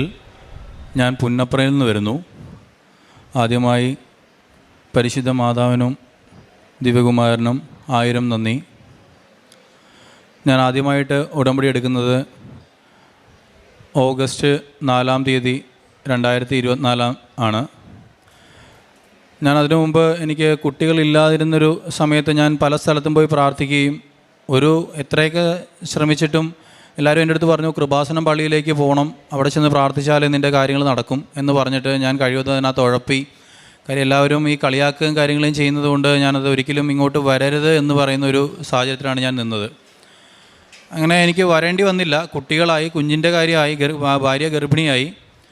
അപ്പോൾ ഞാൻ വിചാരിച്ചു ഞാനത് പോകാതെ എനിക്ക് അങ്ങനെ ഒരു കാര്യം എൻ്റെ ജീവിതത്തിൽ ഇനി ഒരിക്കലും പോകേണ്ടി വരത്തില്ല. ഞാൻ ഒരു കാര്യം എൻ്റെ ഒരു പ്രധാനപ്പെട്ട കാര്യമാണ്, ഞാനത് സ്കിപ്പ് അടിക്കേണ്ടി വരുമല്ലോ എന്ന് പറയുന്നൊരു സിറ്റുവേഷനിൽ ഞാൻ മനസ്സിലങ്ങ് ചിന്തിച്ചു എനിക്ക് ഇനിയിപ്പം ഇവിടെ ഒരിക്കലും വരേണ്ടി വരില്ല എന്ന് ഞാൻ ചിന്തിച്ചു. പക്ഷേ അവിചാരിതമായിട്ട് എൻ്റെ അമ്മയ്ക്ക് ഒരു അസുഖം വരികയും അതിനോടനുബന്ധിച്ച് അമ്മയുടെ കൂടെ ബൈസ്റ്റാൻഡറായിട്ട് ആണ് എൻ്റെ വൈഫ് നിന്നത്. അതിനുശേഷം എൻ്റെ അനുജൻ്റെ കുട്ടിക്ക് H1N1 എന്ന് പറഞ്ഞൊരു അസുഖം സ്ഥിരീകരിക്കുകയും ചെയ്തു. അപ്പോൾ അമ്മയുടെ കൂടെ ഞാൻ നിന്ന സമയത്ത് എൻ്റെ വൈഫ് പ്രഗ്നൻ്റ് ആയിരുന്നു. അനിയൻ്റെ കുട്ടിയും അനിയത്തിയൊക്കെ ആയിട്ടാണ് അവർ നിന്നത്. ആ സമയത്ത് എൻ്റെ വൈഫിന് H1N1 പിടിപെട്ടു. ഭയങ്കര വളരെ ഒരു സിറ്റുവേഷനാണ്. നമ്മളപ്പോഴും അത്ര സീരിയസ് ആയിട്ട് എടുക്കുന്നില്ല. H1N1 പനി വന്നു, H1N1 ആണ് പോകും എന്നുള്ള രീതിയിൽ നമ്മൾ നിന്നു. പക്ഷേ ഇത് ഏറ്റവും കൂടുതൽ എഫക്റ്റ് ചെയ്യുന്നത് പ്രായമായവരും കുട്ടികളിലും, പിന്നെ ഏറ്റവും കൂടുതൽ പ്രശ്നം ഉണ്ടാക്കുന്നത് ഗർഭിണികളിലാണ്. ഒരു 3 വർഷത്തിന് ശേഷം ഒരു കുട്ടി ഉണ്ടാകുന്നൊരു സമയത്ത് എനിക്ക് എൻ്റെ വൈഫിൻ്റെ കൂടെ നിൽക്കാൻ പറ്റുന്നില്ല. വൈഫിന് H1N1 പിടിപെടുകയും ചെയ്തു. ആദ്യം വൈഫിനെയും കൊണ്ട് ഞാൻ തന്നെ ഒരു പ്രൈവറ്റ് ഹോസ്പിറ്റലിലാണ് പോയത്. സർക്കാർ ഹോസ്പിറ്റലിൽ ഓൾറെഡി അമ്മ ഹോസ്പിറ്റലിൽ അഡ്മിറ്റാണ്. രണ്ടുപേരുടെ മാനേജ് ചെയ്യാൻ പറ്റാത്ത അനിയൻ അമ്മയുടെ അടുത്ത് നിൽക്കുകയും എൻ്റെ വൈഫിനെയും കൊണ്ട് ഞാൻ ആലപ്പുഴയിലുള്ള ഒരു ഹോസ്പിറ്റലിൽ പോയി. അവർ വളരെ സിമ്പിളായിട്ട് എടുത്തു. അവർ കുറേ സാമ്പത്തികപരമായിട്ടുള്ള കാര്യങ്ങൾ നമ്മുടെ അടുത്ത് പൈസ മേടിച്ചെടുക്കുകയും അതിനുശേഷം ടെസ്റ്റുകളും കാര്യങ്ങളും ചെയ്തു. നമ്മൾ കൊടുത്ത റിസൾട്ട് പോസിറ്റീവായി കഴിഞ്ഞപ്പോൾ ഓട്ടോമാറ്റിക്കലി നമ്മൾ അവിടെ നിന്ന് റിജക്റ്റ് ചെയ്തു. അവർ നിർബന്ധിതമായിട്ട് നമുക്ക് ഡിസ്ചാർജ് എന്ന് പറഞ്ഞു വിടുക ചെയ്തത്. ഞാൻ അവിടുന്ന് അത്യാവശ്യമുള്ള ഹോസ്പിറ്റലുകളെല്ലാം വിളിച്ചു. അവരാർക്കും ഐസൊലേഷൻ അവരാരും പ്രൊവൈഡ് ചെയ്യുന്നില്ല. എൻ്റെ വൈഫും ഞാനും മാത്രമാണ്. എൻ്റെ വൈഫിന് ബന്ധുക്കളുള്ളത് അമ്മ സ്ട്രോക്ക് അടിച്ച് നിൽക്കുകയാണ്, അമ്മയ്ക്ക് വന്ന് നിൽക്കാൻ പറ്റില്ല. എൻ്റെ അമ്മ ഹോസ്പിറ്റലൈസ്ഡാണ്, ഞാനും വൈഫും മാത്രമാണുള്ളത്.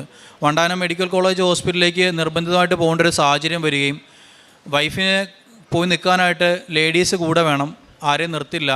ഗൈനക്കോളജിയിലെ ആളെ എടുക്കില്ല. ഗൈനക്കോളജി ഡിപ്പാർട്ട്മെൻറ്റ് ആളെ ഒരു കാരണവശാലും അറ്റൻഡ് ചെയ്യുന്നില്ല അവിടെ. കാര്യം അവിടെ ഒത്തിരി ഗർഭിണികളുണ്ട്. H1N1 സ്ഥിരീകരിച്ചിരിക്കുന്നതുകൊണ്ട് ഒരു കാരണവശാലും എടുക്കില്ല. നമ്മളെ മെഡിസിൻ ഡിപ്പാർട്ട്മെൻറ്റിലേക്കാണ് പറഞ്ഞു വിട്ടത്. അവിടെ ഒരു റൂമിൽ, ഐസൊലേഷൻ റൂമിൽ ഞാനും വൈഫായിട്ട് ഒരു 16 ദിവസത്തോളം ഞങ്ങളവിടെ കിടന്നു. ഒരു മാറ്റവും ഇല്ല. കൂടുതൽ മരുന്നുകളൊന്നും ചെയ്യാൻ പറ്റില്ല. കുഞ്ഞ് വയറ്റിലുണ്ട്. നമ്മൾ വൈഫിന് കൂടുതൽ മരുന്ന് ചെയ്താൽ കുഞ്ഞിനത് ബാധിക്കുമെന്ന് വെച്ചിട്ട് അത്രയും നാളും കൊണ്ടുപോയി.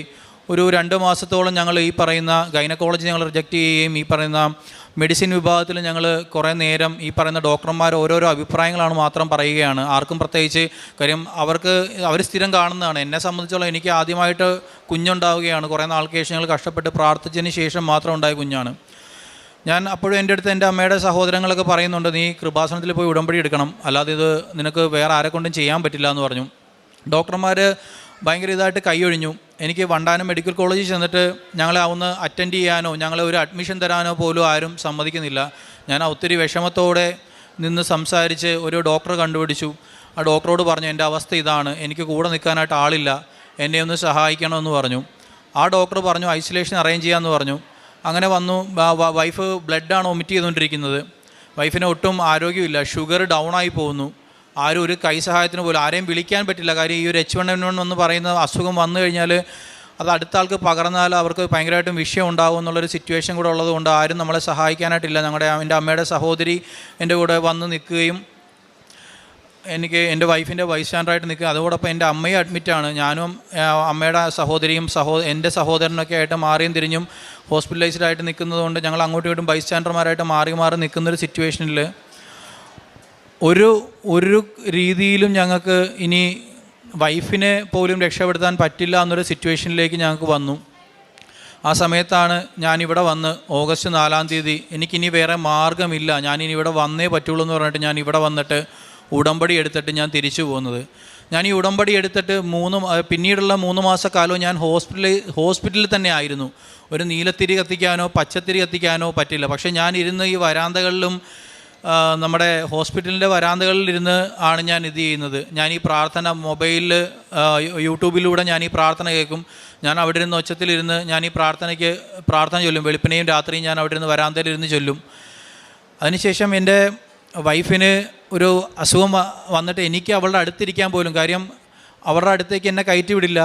എൻ്റെ ആൻറ്റി ഉണ്ട്, ആൻറ്റിക്ക് എൻ്റെ അമ്മയുടെ അടുത്തും പോകണം, വൈഫിൻ്റെ അടുത്തും പോകണം. രണ്ടുപേർക്കും ബൈസ്റ്റാൻഡേഴ്സ് ലേഡീസാണ് വേണ്ടത്. എനിക്ക് പുറത്ത് നിൽക്കാൻ മാത്രമേ പറ്റുള്ളൂ. എന്താണ് അകത്ത് സംഭവിക്കുന്നത് എന്ന് പോലും അറിയാൻ പറ്റാത്തൊരു സിറ്റുവേഷനിൽ ഞാൻ ഈ ഉടമ്പടി എടുത്തതിൻ്റെ കുറച്ച് നാൾ കഴിഞ്ഞ ശേഷം ഈ ഛർദിൽ ഭയങ്കരമായിട്ടും കൂടി ബ്ലഡ് ഛർദ്ദിക്കാൻ തുടങ്ങിയപ്പോൾ എൻ്റെ വൈഫിനെയും കൊണ്ട് മെഡിക്കൽ കോളേജിലെ ഗൈനക്കോളജി ഡിപ്പാർട്ട്മെൻറ്റിൽ ചെന്നു. അവിടെ ചെന്നപ്പോൾ അന്നാണ് ഞങ്ങൾ ഈ ഡോക്ടറെ കാണുന്നത്. അവിടുത്തെ സംഗീത മേനോൻ എന്ന് പറയുന്ന ഒരു ഗൈനക്കോളജിയിലെ ഹെഡ് ഡിപ്പാർട്ട്മെൻറ്റുള്ള ഡോക്ടറുണ്ട്. അവർ എൻ്റെ വൈഫിനെ കാണുകയും എന്നോടൊരു കാര്യം പറഞ്ഞു, നീ ഇനി പേടിക്കണ്ട, കുഞ്ഞിനെക്കുറിച്ച് നീ ചിന്തിക്കണ്ട, കാര്യം നിൻ്റെ വൈഫിൻ്റെ ജസ്റ്റ് പല അസുഖങ്ങളായിട്ടുണ്ട്, നിനക്ക് കുഞ്ഞിനെ കിട്ടുന്നതിനെക്കുറിച്ച് ചിന്തിക്കണ്ട, നീ ഒരു കൺസെൻറ്റ് ഒപ്പിട്ട് തരിക, നമുക്ക് ആദ്യമായിട്ട് അവളുടെ അസുഖത്തിനായിട്ട് വേണ്ടിയിട്ട് എക്സ്റേ എടുക്കണം. എക്സ്റേ എടുക്കുമ്പോൾ നിൻ്റെ കുഞ്ഞിനെ അത് സാരമായിട്ട് ബാധിക്കും, നീ അതിനെക്കുറിച്ച് ചിന്തിക്കണം, നീ നിൻ്റെ വൈഫിനെ ഇത് ചെയ്യാനായിട്ട് ഇത് ചെയ്യുക. എന്നിട്ട് ആ ഡോക്ടർ കൂടിരുന്ന ഡോക്ടർമാരോട് എല്ലാം ഇങ്ങനെ പറയുന്നുണ്ട്, നിങ്ങളുടെ കയ്യിലൊരു സ്റ്റെത്തില്ലേ, നിങ്ങൾക്ക് ഇതൊന്നും എടുത്ത് ചെസ്റ്റിൽ വെച്ചിട്ട് നോക്കാൻ പാടില്ലേ, അവൾക്ക് എന്താണ് സിറ്റുവേഷൻ എന്ന് പറഞ്ഞിട്ട് അവർ എൻ്റെ മാതാവ് പറഞ്ഞതനുസരിച്ചിട്ട് എൻ്റെ അത്രയും ഒരു സിറ്റുവേഷൻ, എൻ്റെ മാനസികമായിട്ട് ഞാൻ ഒത്തിരി തകർന്ന് സാമ്പത്തികമായിട്ട് ജോലി പോലും നഷ്ടപ്പെടുന്നൊരു സിറ്റുവേഷനിൽ ഞാൻ ജോലിക്ക് പോലും പോകാതെ അത്രയും നാളായിട്ട് എൻ്റെ വൈഫിനോട് നിൽക്കുക. എൻ്റെ അമ്മ എനിക്ക് ഈ ഡോക്ടറെ കൊണ്ടു തന്നു. സംഗീത മേനോൻ എന്നാണ് ആ ഡോക്ടറുടെ പേര്. ആ ഡോക്ടർ എൻ്റെ വൈഫിനെ ഏറ്റെടുത്തിട്ട് പറഞ്ഞു, നമുക്ക് അവളെ രക്ഷപ്പെടുത്തി എടുക്കാം, ബാക്കി നീ പ്രാർത്ഥിക്കുന്ന ദൈവത്തോട് നീ പറയുക എന്ന് പറഞ്ഞു. അവരെ കാണാൻ പറ്റില്ല, അവരെ പ്രൈവറ്റായിട്ട് കാണാൻ പറ്റില്ല. ട്രിവാൻഡ്രത്താണ് അവരുടെ വീട്, അവർ താമസിക്കുന്നത് എവിടെയോ വണ്ടാനത്ത് എവിടെയോ താമസിക്കുകയാണ്, അവർക്ക് പ്രൈവറ്റായിട്ടുള്ള ഇതില്ല, നമുക്ക് അവരെ കൂടുതലായിട്ടൊന്നും കാണാൻ പറ്റില്ല. എല്ലാം എൻ്റെ അമ്മ ഏറ്റെടുത്തുകൊണ്ട് എൻ്റെ വൈഫിന് വേണ്ടി ഞാൻ ഉടമ്പടി എടുത്ത് കുറച്ച് ദിവസം കഴിഞ്ഞപ്പോൾ മരുന്നുകൾ ചെയ്തു തുടങ്ങി. ഫലത്തിലായി തുടങ്ങി. കുഞ്ഞിനെക്കുറിച്ച് അപ്പോഴും എനിക്കൊരു പ്രതീക്ഷയില്ല. രണ്ടാമത്തെ ഉടമ്പടി പുതുക്കാനായിട്ട് ഞാനിവിടെ വരുന്ന സമയത്ത് എൻ്റെ ഭാര്യ ഒത്തിരി ക്ലേശങ്ങൾ സഹിച്ചിട്ടാണെങ്കിലും ഭക്ഷണങ്ങൾ കഴിച്ചു തുടങ്ങി. അവളുടെ ഛർദിൽ മാറി എന്നല്ല, ബ്ലഡ് ഛർദ്ദിക്കുന്നത് മാറി. അതിനുശേഷം ആദ്യത്തെ ഉടമ്പടി ഞാൻ പുതുക്കി. രണ്ടാമത്തെ ഉടമ്പടി പുതുക്കുന്ന സമയം എന്ന് പറയുന്നത് ഫെബ്രുവരി 4-ാം തീയതി ആണ് ഞാൻ പുതുക്കുന്നത്. അപ്പോൾ വൈഫിന് ഏകദേശം ഡേറ്റ് അടുത്തിരിക്കുകയാണ്. എൻ്റെ വൈഫ് പ്രസവിക്കാനായിട്ട് പോകുമ്പോൾ കൂടെ നിൽക്കാൻ പോലും കുറച്ച് ആളുകൾ മാത്രമേ ഉള്ളൂ, അതൊരു വിരലെണ്ണാവുന്ന ആൾക്കാർ മാത്രമേ ഉള്ളൂ. കാര്യം എൻ്റെ അമ്മയ്ക്ക് വയ്യ, അവളുടെ അമ്മയ്ക്ക് വയ്യ. എൻ്റെ അമ്മയുടെ അനുജത്തിയാണ് ഏറ്റവും കൂടുതൽ എൻ്റെ കൂടെ നിൽക്കുകയും എൻ്റെ ഒരു അമ്മച്ചി, ആ ഒരു കസിൻ, ഒരു അമ്മച്ചി ഉണ്ടായിരുന്നു. ഇവരാണ് മാറിയും തിരിഞ്ഞും എൻ്റെ സഹോദരിയും എല്ലാം കൂടെ വന്നെന്ന് എൻ്റെ കാര്യങ്ങളെല്ലാം സഹായത്തിനായിട്ട് നിന്ന്. കുഞ്ഞിനെ കിട്ടില്ല എന്ന് പറഞ്ഞെടുത്തുനിന്ന് ഫെബ്രുവരി 4-ാം തീയതി 3.5 കിലോയുള്ള ഒരു ആൺകുഞ്ഞിനെ എൻ്റെ അമ്മ എനിക്ക് തന്ന് സഹായിക്കുകയും എൻ്റെ വൈഫിന് ഒരു പ്രശ്നങ്ങളുമില്ലാതെ വൈഫ് ആരോഗ്യവതിയായിട്ട് സിസേറിയൻ ആയിരുന്നുവെങ്കിൽ കൂടിയും ഫ്ലൂയിഡ് പൊട്ടിയിട്ട് 24 മണിക്കൂറോളം ഒന്നും ചെയ്യാതെ പ്രസവിക്കുമെന്ന് നോക്കി അവരെ വെയിറ്റ് ചെയ്തിട്ട് പോലും എൻ്റെ കുഞ്ഞിന് ഒരു പ്രശ്നങ്ങളുമില്ലാതെ എൻ്റെ അമ്മ എനിക്ക് തന്നു. അതോടുകൂടി എനിക്ക് ജീവിതത്തിൽ എനിക്ക് ഭയങ്കര ദേഷ്യമുള്ള ഒരാളാണ്. എനിക്കത് മനസ്സിലായി. പിന്നെ മനുഷ്യനൊന്നും ചെയ്യാൻ സാധിക്കാത്തടത്ത് മാത്രമാണ് ദൈവത്തിൻ്റെ ഇടപെടലുണ്ടാകുന്നത്. ഞാൻ ഇവിടെ വന്നതിന് ശേഷം കുറേ തിരിച്ചറിവുകൾ എനിക്കുണ്ടായി. ഇത് എൻ്റെ മനസ്സിൽ ഒത്തിരി മറ്റുള്ളവരോട് ചിലപ്പോൾ എന്തെങ്കിലും ചെറിയൊരു കാര്യം കൊണ്ട് എനിക്കിവിടെ ദേഷ്യം വരും, ഞാൻ അവരെ ചീത്ത വിളിക്കുന്നൊരു സ്വഭാവം എനിക്കുണ്ടായിരുന്നു. അതെല്ലാം ഞാൻ പൂർണ്ണമായിട്ട് മാറ്റി. ഞാനെന്നൊരു മനുഷ്യനില്ല, അങ്ങനെ ഒരു മനുഷ്യനെ ഒന്നും ചെയ്യാൻ പറ്റത്തില്ല, ദൈവത്തിന് മാത്രമാണ് എന്തെല്ലാം ചെയ്യാൻ പറ്റുന്നത്. നമ്മൾ ഏതൊക്കെ വഴിയിലൂടെ നമ്മൾ സഞ്ചരിച്ചാലും നമ്മൾ ദൈവത്തെക്കുറിച്ച് ഓർക്കുന്ന ഒരാളാണ്. ദൈവം ദൈവത്തിൻ്റെ വഴിയിലേക്ക് നമ്മളെ കൊണ്ടുവരും, നമ്മളെ സംരക്ഷിക്കും എന്നുള്ളൊരു ഉറപ്പ് എനിക്ക് വന്നു. അതുകൂടാതെ എനിക്ക് ഈ ഒരു കുഞ്ഞിൻ്റെ കാര്യം തന്നതിന് ശേഷം ഒത്തിരി പേര് എൻ്റെ അടുത്ത് വന്നിട്ട് കാര്യങ്ങൾ, ഇത്രയും വലിയ അത്ഭുതങ്ങൾ അവർക്ക് മനസ്സിലായി. എന്താണെന്നുള്ളത് നിങ്ങൾക്ക് പറഞ്ഞാൽ എത്രത്തോളം മനസ്സിലാവുമെന്ന് അറിയില്ല ഈ ഒരു സിറ്റുവേഷൻ. പക്ഷേ എങ്കിലും എൻ്റെ അടുത്ത് വന്ന് പലരും പറഞ്ഞു, എന്നാലും 4 പേർക്ക് വേണ്ടിയിട്ട് ഞാൻ ആ കൂട്ടത്തിൽ എനിക്ക് ഓരോ പ്രാവശ്യം വരുമ്പോൾ ഞാൻ ഉടമ്പടിയിൽ അവരുടെ പേര് വെച്ച് എഴുതി വെച്ചു. അതിലൊരു 2 പേർക്ക് കൂടെ ഈ ഒരു ഉദരഫലം കിട്ടാൻ, 2 ദമ്പതികൾക്ക് കൂടെ ഉദരഫലം കിട്ടാനുള്ളൊരു സാഹചര്യം അവർക്കും ലഭിച്ചു. ശേഷം അവരും ഇവിടെ വന്ന് ഉടമ്പടി എടുക്കുകയും അവർക്ക് പല പല ആളുകൾക്കായിട്ട് അത് പറഞ്ഞു കൊടുക്കാനും, എൻ്റെ അനുഭവം ഒരുമാതിരിപ്പെട്ട ആളുകളെല്ലാം എന്നെ വിളിക്കും. ഇന്നൊരു സ്ഥലത്തൊരു സംഭവം നടക്കുന്നു എന്ന് പറയുമ്പം ഇന്നൊരാൾക്ക് ഭയങ്കര അത്ഭുതമായിട്ടുണ്ട്, അവൻ്റെ സ്വഭാവത്തിൽ ഒത്തിരി മാറ്റമുണ്ട്, അവൻ ഒത്തിരി കാര്യങ്ങളിൽ മാറ്റം വന്നിട്ടുണ്ട്. അത് ഈ ഒരു കൃപാസനം മാതാവിൻ്റെ ഒരു കൃപ കൊണ്ട് മാത്രമാണ്, അവിടെ പോയതുകൊണ്ട് മാത്രമാണ് അവനത് സംഭവിച്ചിട്ട്. ഇന്നും എന്തെങ്കിലും കാര്യമുണ്ട് എന്നെ വിളിക്കും, ഇങ്ങനൊരു കാര്യമുണ്ടെന്ന് പ്രാർത്ഥിക്കണേ എന്ന് പറഞ്ഞ് എന്നെ വിളിക്കുന്നൊരു സിറ്റുവേഷൻ. ഞാൻ എന്തോ ഒരു വലിയൊരാളായി, ഞാൻ അമ്മയുടെ അടുത്തൊരാളായി എന്നുള്ളൊരു രീതിയിൽ എനിക്ക് ഭയങ്കരമായിട്ടൊരു ഇത് വന്നു. അതുകൂടാതെ എനിക്ക് ഞാൻ ജോലി ആ സമയത്ത് നിർത്തണമെന്ന് വിചാരിച്ചിരുന്ന ആളാണ്. ഞാനൊരു സെയിൽസ് ഫീൽഡിലാണ് വർക്ക് ചെയ്യുന്നത്. അപ്പോൾ എനിക്കത് ജോലിക്ക് പോയിട്ടാണെങ്കിലും, സ്ഥിരമായിട്ട് ജോലിക്ക് പോയിട്ട് കച്ചവടം നടക്കുന്നില്ല. ആ സമയത്ത് ഞാൻ ജോലിക്ക് പോകാതെ ലീവ് എടുത്തിരുന്നിട്ട് പോലും ഞാൻ മുമ്പ് വർക്ക് ചെയ്ത ആ ഒരു ബേസ് വെച്ചിട്ട് എനിക്കൊരു കച്ചവടങ്ങൾ, അതായത് നമ്മൾ വിൽക്കുന്ന വാഹനത്തിൻ്റെ പ്രൈസ് എന്ന് പറയുന്നത് 28 ലക്ഷം രൂപ മുതൽ മേളിലേക്കുള്ള ഒരു കാറോ ഒന്നുമല്ല, ഒരു കൺസ്ട്രക്ഷൻ എക്യുപ്മെൻറ്റ് സെഗ്മെൻറ്റിലുള്ള വാഹനങ്ങളാണ്. എന്നിട്ട് പോലും ഞാൻ ആ ഒരു കാലയളവിൽ ഞാൻ ജോലിക്ക് കൃത്യമായിട്ട് പോയിട്ട് ചെയ്യാൻ പറ്റാത്ത കാര്യങ്ങൾ, എനിക്ക് എൻ്റെ സാമ്പത്തിക സ്ഥിതി കറക്റ്റ് ചെയ്തുകൊണ്ട് എൻ്റെ അടുത്ത് ഇങ്ങോട്ട് ഞാൻ റിസൈൻ ചെയ്യാൻ ചെന്നപ്പോൾ എൻ്റെ അടുത്ത് നിന്ന് എൻ്റെ കമ്പനിയിൽ HR പറയുന്നു, നീ റിസൈൻ ചെയ്യേണ്ട, നിൻ്റെ സിറ്റുവേഷൻ ഇങ്ങനെയില്ല, നീ തൽക്കാലം ഇവിടെ നിൽക്ക്, കച്ചവടം ചെയ്തില്ലല്ലോ. പക്ഷേ എനിക്ക് അങ്ങനെ ഒരു ഓപ്ഷൻ തന്നത് പോലും മാതാവിൻ്റെ ഇടപെടലാണ്. അതിനുശേഷം എനിക്ക് കച്ചവടം ചെയ്യാൻ പറ്റി. ഞാനിവിടുന്ന് പിന്നെ പോയിരിക്കുന്നത്, എൻ്റെ പിന്നെ ജോലിക്ക് വേണ്ടി ഞാൻ പോയത് എനിക്ക് വന്നിരിക്കുന്ന ഓരോ വണ്ടിയും ഡെലിവറി കൊടുക്കാൻ വേണ്ടി മാത്രമാണ്. അത് 28 ലക്ഷം രൂപ, 50 ലക്ഷം രൂപ, അത് കമ്പനിക്ക് പോലും ആ സമയത്ത് അവിടെ വലിയൊരു കച്ചവടം ഇല്ലായിരുന്നൊരു സമയമാണ്. എൻ്റെ ആവശ്യം, എനിക്ക് ആ പണം ആവശ്യമാണെന്ന് മാതാവിന് തോന്നി. മാതാവ് എന്നെ സഹായിച്ച് എൻ്റെ കമ്പനിക്ക് ഒരു സഹായം എന്നുള്ള രീതിയിൽ എനിക്കവിടെ കച്ചവടം ഉണ്ടായി. എൻ്റെ വീട്ടിലെ കാര്യങ്ങൾ, സാമ്പത്തിക ഇടപാടുകൾ നടക്കാനുള്ളൊരു കാര്യം ഉണ്ടായി. അതുകൂടാതെ എൻ്റെ സഹോദരങ്ങൾ എന്നെ ഒത്തിരി ആ സമയത്ത് എന്നോട്, ഞാൻ സംസാരിക്കാതിരുന്നവർ പോലും എന്നെ ഇങ്ങോട്ട് വിളിക്കുകയും, നിൻ്റെ ആവശ്യം ഞങ്ങൾ അറിഞ്ഞു, നീ ഒന്നും വിചാരിക്കേണ്ട, നീ നിൻ്റെ അക്കൗണ്ട് നമ്പർ ഇട്ടതാ, നിനക്ക് എന്താണ് ആവശ്യമുള്ളതെന്ന് പറഞ്ഞ് എന്നെ ഒത്തിരി സപ്പോർട്ട് ചെയ്യാനും ഏത് രീതിയിലും എനിക്കൊരു സപ്പോർട്ടായിട്ട് അവർ വന്നു. അതിനുശേഷം ഞാൻ ഈ അനുഗ്രഹങ്ങളെല്ലാത്തിനും ഒടുതായിട്ട് ഞാൻ കഴിഞ്ഞ പ്രാവശ്യം പുതുക്കാൻ വന്നപ്പോൾ എൻ്റെ അടുത്ത് പറഞ്ഞു, ഞാൻ വാടകയ്ക്കാണ് താമസിക്കുന്നത്. അപ്പോൾ എൻ്റെ അടുത്ത് ഇവിടുന്ന് പറഞ്ഞു, നിങ്ങൾക്ക് ഇത്രയും അനുഭവങ്ങളുള്ളതല്ലേ, നിങ്ങൾക്ക് സാക്ഷ്യം പറയാൻ പാടില്ലെന്ന് ചോദിച്ചു. ഞാൻ പറഞ്ഞു, സാക്ഷ്യം പറയാനായിട്ട് എനിക്ക് ഒരു ആവശ്യം കൂടെ ഉണ്ട്, അതൊരു സ്ഥലത്തിൻ്റെ ആവശ്യമാണ്. സ്ഥലം എടുക്കാനായിട്ട് ഒത്തിരി 10-18 ലക്ഷം രൂപ എനിക്ക് കടമുണ്ട്. സ്ഥലം എടുക്കുന്നതിനെക്കുറിച്ച് എനിക്ക് ചിന്തിക്കാനേ പറ്റത്തില്ല. പക്ഷേ എങ്കിലും പറഞ്ഞു, എനിക്കൊരു സ്ഥലത്തിൻ്റെ ഒരു ആവശ്യം കൂടെ ഉണ്ട്. ചിലപ്പോൾ അതൊരു പക്ഷേ എനിക്കൊരു 3 മാസം കൊണ്ട് നടന്നാലോ, 4ാമത്തെ ഉടമ്പടിക്ക് പുതുക്കുന്നതിന് മുമ്പായിട്ട് നമ്മൾ സാക്ഷ്യം പറഞ്ഞാൽ പോരെയെന്നും പറഞ്ഞ് ഞാൻ ഇവിടുന്ന് പോയിട്ട് എൻ്റെ പള്ളിയുടെ ഒരു സ്ഥലം, ഞങ്ങളുടെ അവിടെയൊക്കെ നല്ല അത്യാവശ്യം വിലയുള്ള സ്ഥലത്ത്, ആ പള്ളിയുടെ ഒരു സ്ഥലമായതുകൊണ്ട് മാത്രം അത് ആ ഒരു റേറ്റിൽ എനിക്ക് കിട്ടുകയും, ഒരു 3 സെൻറ്റ് സ്ഥലം ആഗ്രഹിച്ചിട്ട് ഞാനൊരു 10 സെൻറ്റ് സ്ഥലം ഞാനിപ്പോൾ കഴിഞ്ഞ ദിവസം ആധാരം നടത്തി എൻ്റെ പേരിലേക്ക് ആക്കുകയും ചെയ്തു. ഇതിൻ്റെ എല്ലാത്തിൻ്റെയും ഒരു കാര്യമെന്ന് പറയുന്നത് നമ്മളുടെ ഒരു കഴിവോ കാര്യങ്ങളോ ഒന്നുമല്ല. ഞാനിവിടെ വന്നു, എൻ്റെ സ്വഭാവത്തിൽ മാറ്റങ്ങളുണ്ടായി, ഞാൻ ഈ ഉടമ്പടിയിൽ നിന്നു.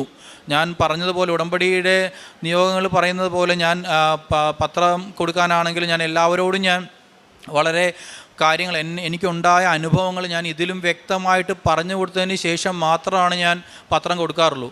പിന്നെ ആർക്കെങ്കിലും ഭക്ഷണം കൊടുക്കണം, മേടിച്ച് കൊടുക്കണമെന്ന് നമ്മൾ തീരുമാനിച്ചിരിക്കുകയാണെങ്കിൽ നമ്മളെ തേടി ആൾ വരും. നമുക്ക് ആവശ്യമുള്ള, നമ്മുടെ കയ്യിൽ എത്ര രൂപയാണോ ഉള്ളത് ആ പൈസയ്ക്ക് ആവശ്യമുള്ള ആൾക്കാരാണ് വരുന്നത്. നമുക്ക് കൂടുതൽ ആരും ആവശ്യപ്പെടുന്നില്ല, നമുക്കൊരു ഭക്ഷണം മേടിച്ച് തരാമോ, നമുക്ക് ആ സാഹചര്യങ്ങൾ വരെ മാതാവ് നമുക്ക് തരുന്നു. പിന്നെ എനിക്ക് എൻ്റെ വൈഫിന് ഒരു അലർജി ഒരു പ്രോബ്ലം ഉണ്ടായിരുന്നു. അതായത് എന്ത് കഴിച്ചാലും പെട്ടെന്ന് ദേഹം ഇത് തടിച്ച് വരിക. അപ്പോൾ ഈ പ്രഗ്നൻസിയിൽ അതും ഒരു പ്രശ്നമായിട്ട് ആ മരുന്ന് കൂടുതൽ എടുക്കാൻ പറ്റാത്ത സിറ്റുവേഷനിൽ ഞാൻ ഈ ഉടമ്പടി ഉപ്പും തൈലവും തേനും ഉപയോഗിച്ചിട്ട് ഇന്നേ നിമിഷം വരെ, അന്ന് മുതൽ പിന്നെ ഇന്നേ നിമിഷം വരെ അങ്ങനെ ഒരു പ്രശ്നം ഉണ്ടായിട്ടില്ല. ഞങ്ങളുടെ മകനെ നോക്കാനായിട്ട് ഞാനും എൻ്റെ വൈഫുമാണ് കൂടുതൽ. ബാക്കി എല്ലാവർക്കും അത്യാവശ്യം അസുഖങ്ങളും കാര്യങ്ങളുള്ളതുകൊണ്ട് അവർക്കൊന്നും ഉറക്കം നിൽക്കാനോ കാര്യങ്ങളും പറ്റുന്നില്ലായിരുന്നു. എന്നിട്ട് ഞങ്ങൾ ഈ ഒരു കൃപാസനം പ്രാർത്ഥനയുടെ കാര്യം കൃത്യമായിട്ട് എനിക്ക് ടൈമിന് പോലും പ്രാർത്ഥിക്കാൻ പറ്റാത്തൊരു സിറ്റുവേഷൻ ആദ്യത്തെ സമയത്തുണ്ടായിരുന്നു. പക്ഷേ അതിനുശേഷം ആദ്യത്തെ ഒരു 3 മാസത്തിന് ശേഷം എൻ്റെ പുതുക്കലിന് ശേഷം വൈഫ് ആരോഗ്യവതിയായി. ഞാനും വൈഫും കൂടെ അത്രയും സിറ്റുവേഷൻ ആയിരുന്നിട്ട് പോലും ഞാനും വൈഫും കൂടെ രാവിലെ എഴുന്നേറ്റ് പള്ളിയിൽ പോകാനും കൃത്യമായിട്ട് പ്രാർത്ഥിക്കാനും എല്ലാത്തിനും ഞങ്ങൾ ഇരിക്കാനും. കാര്യം ഞങ്ങൾക്ക് മനസ്സിലായി പിന്നെ ഇനി വേറെ ആരിലും ആശ്രയമില്ല. കാര്യം 1 കോടി രൂപ നമ്മുടെ കൊണ്ട് തന്നെന്ന് പറഞ്ഞാലും നമ്മളൊരു ഏറ്റവും വലിയ ഇതാണ് ഹോസ്പിറ്റൽ. അവർ നമ്മളെ റിജക്റ്റ് ചെയ്തിട്ട് നിങ്ങൾ എങ്ങോട്ടെങ്കിലും പൊക്കോ എന്ന് പറയുന്ന സിറ്റുവേഷൻ. വണ്ടാനം ഹോസ്പിറ്റലിലെ മെഡിക്കൽ കോളേജിനെ കുറിച്ച് എല്ലാവരും പറയുന്നത് വളരെ മോശമായിട്ടാണ് എല്ലാവരും പറയുന്നത്. പക്ഷേ അവിടെ അങ്ങനെ ഒരു ഡോക്ടറെ ഞങ്ങളെ ഏറ്റെടുക്കാനും അതിനുശേഷം ഇങ്ങനെ ഒരു കാര്യം നീ പേടിക്കേണ്ട, നിനക്കത് ഓട്ടോമാറ്റിക്കലി നിനക്കതെല്ലാം റെഡി ആയിക്കോളും, നീ പ്രാർത്ഥിച്ചാൽ മാത്രം മതി, ഡോക്ടർ ഇങ്ങോട്ടാണ് പറയുന്നത്. അങ്ങനെ ഞാൻ ഇവിടെ വന്നു. എനിക്കതിൻ്റെ ഫലമായിട്ട് എനിക്ക് ഇത്രയും അനുഗ്രഹങ്ങൾ. എനിക്ക് നമ്മുടെ ഒരു ജീവിതത്തിലെ ഏറ്റവും വലിയ സ്വപ്നമാണ് നമ്മുടെ ഒരു കല്യാണം കഴിഞ്ഞാൽ നമുക്കൊരു കുഞ്ഞെന്ന് പറയുന്നത്. ആ കുഞ്ഞ് നമുക്കൊരു ഭാര്യ ഉണ്ടായി, ആ ഭാര്യയുടെ ആ ആരോഗ്യം, ആ ഭാര്യ ഇല്ലാതെ ചിലപ്പോൾ കുഞ്ഞോ ഭാര്യയോ എന്നുള്ള സിറ്റുവേഷൻ വരെ വന്ന സമയത്ത് അതിനകത്തു നിന്നെല്ലാം മാറ്റിക്കൊണ്ട് ആരോഗ്യവും ആയുസ്സോടും കൂടി എനിക്ക് എൻ്റെ കുഞ്ഞിനെയും ഭാര്യയെയും കൃപാസനം മാതാവ് ദൈവത്തിൽ നിന്ന് ഞങ്ങൾക്ക് നേടിത്തരുകയാണ് ഉണ്ടായത്.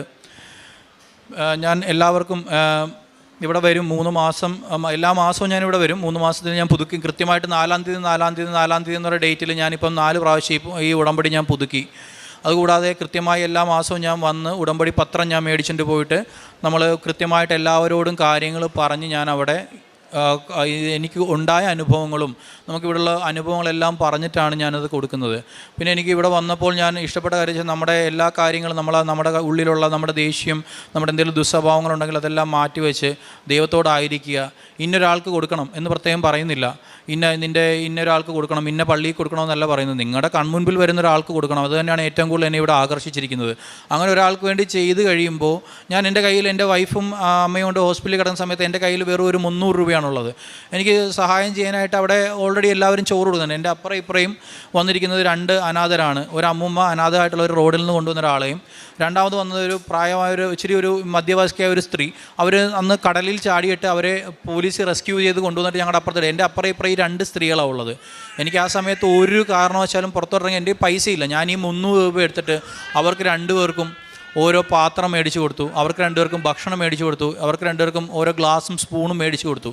ഞാൻ പറഞ്ഞു ഞാനിനി എപ്പോഴും എനിക്കിവിടെ നിൽക്കാൻ പറ്റില്ല, എൻ്റെ ആൻറ്റി ആയിരിക്കും വരുന്നത്, നിങ്ങൾക്ക് എന്തെങ്കിലും കാര്യം ഉണ്ടെങ്കിൽ ഇനി ഈ പാത്രം കയ്യിൽ വെക്കുക, ആരെങ്കിലും നിങ്ങൾക്ക് ഭക്ഷണം മേടിക്കുന്നത് ഷെയർ ചെയ്ത് തരുമെന്ന് പറഞ്ഞു. എനിക്ക് സഹായം ചെയ്യാനുള്ള ആളെ വരെ എൻ്റെ അടുത്ത് എത്തിച്ചു തന്നു. ഈ 300 രൂപ കഴിഞ്ഞാൽ എൻ്റെ കയ്യിൽ 1 രൂപയില്ല.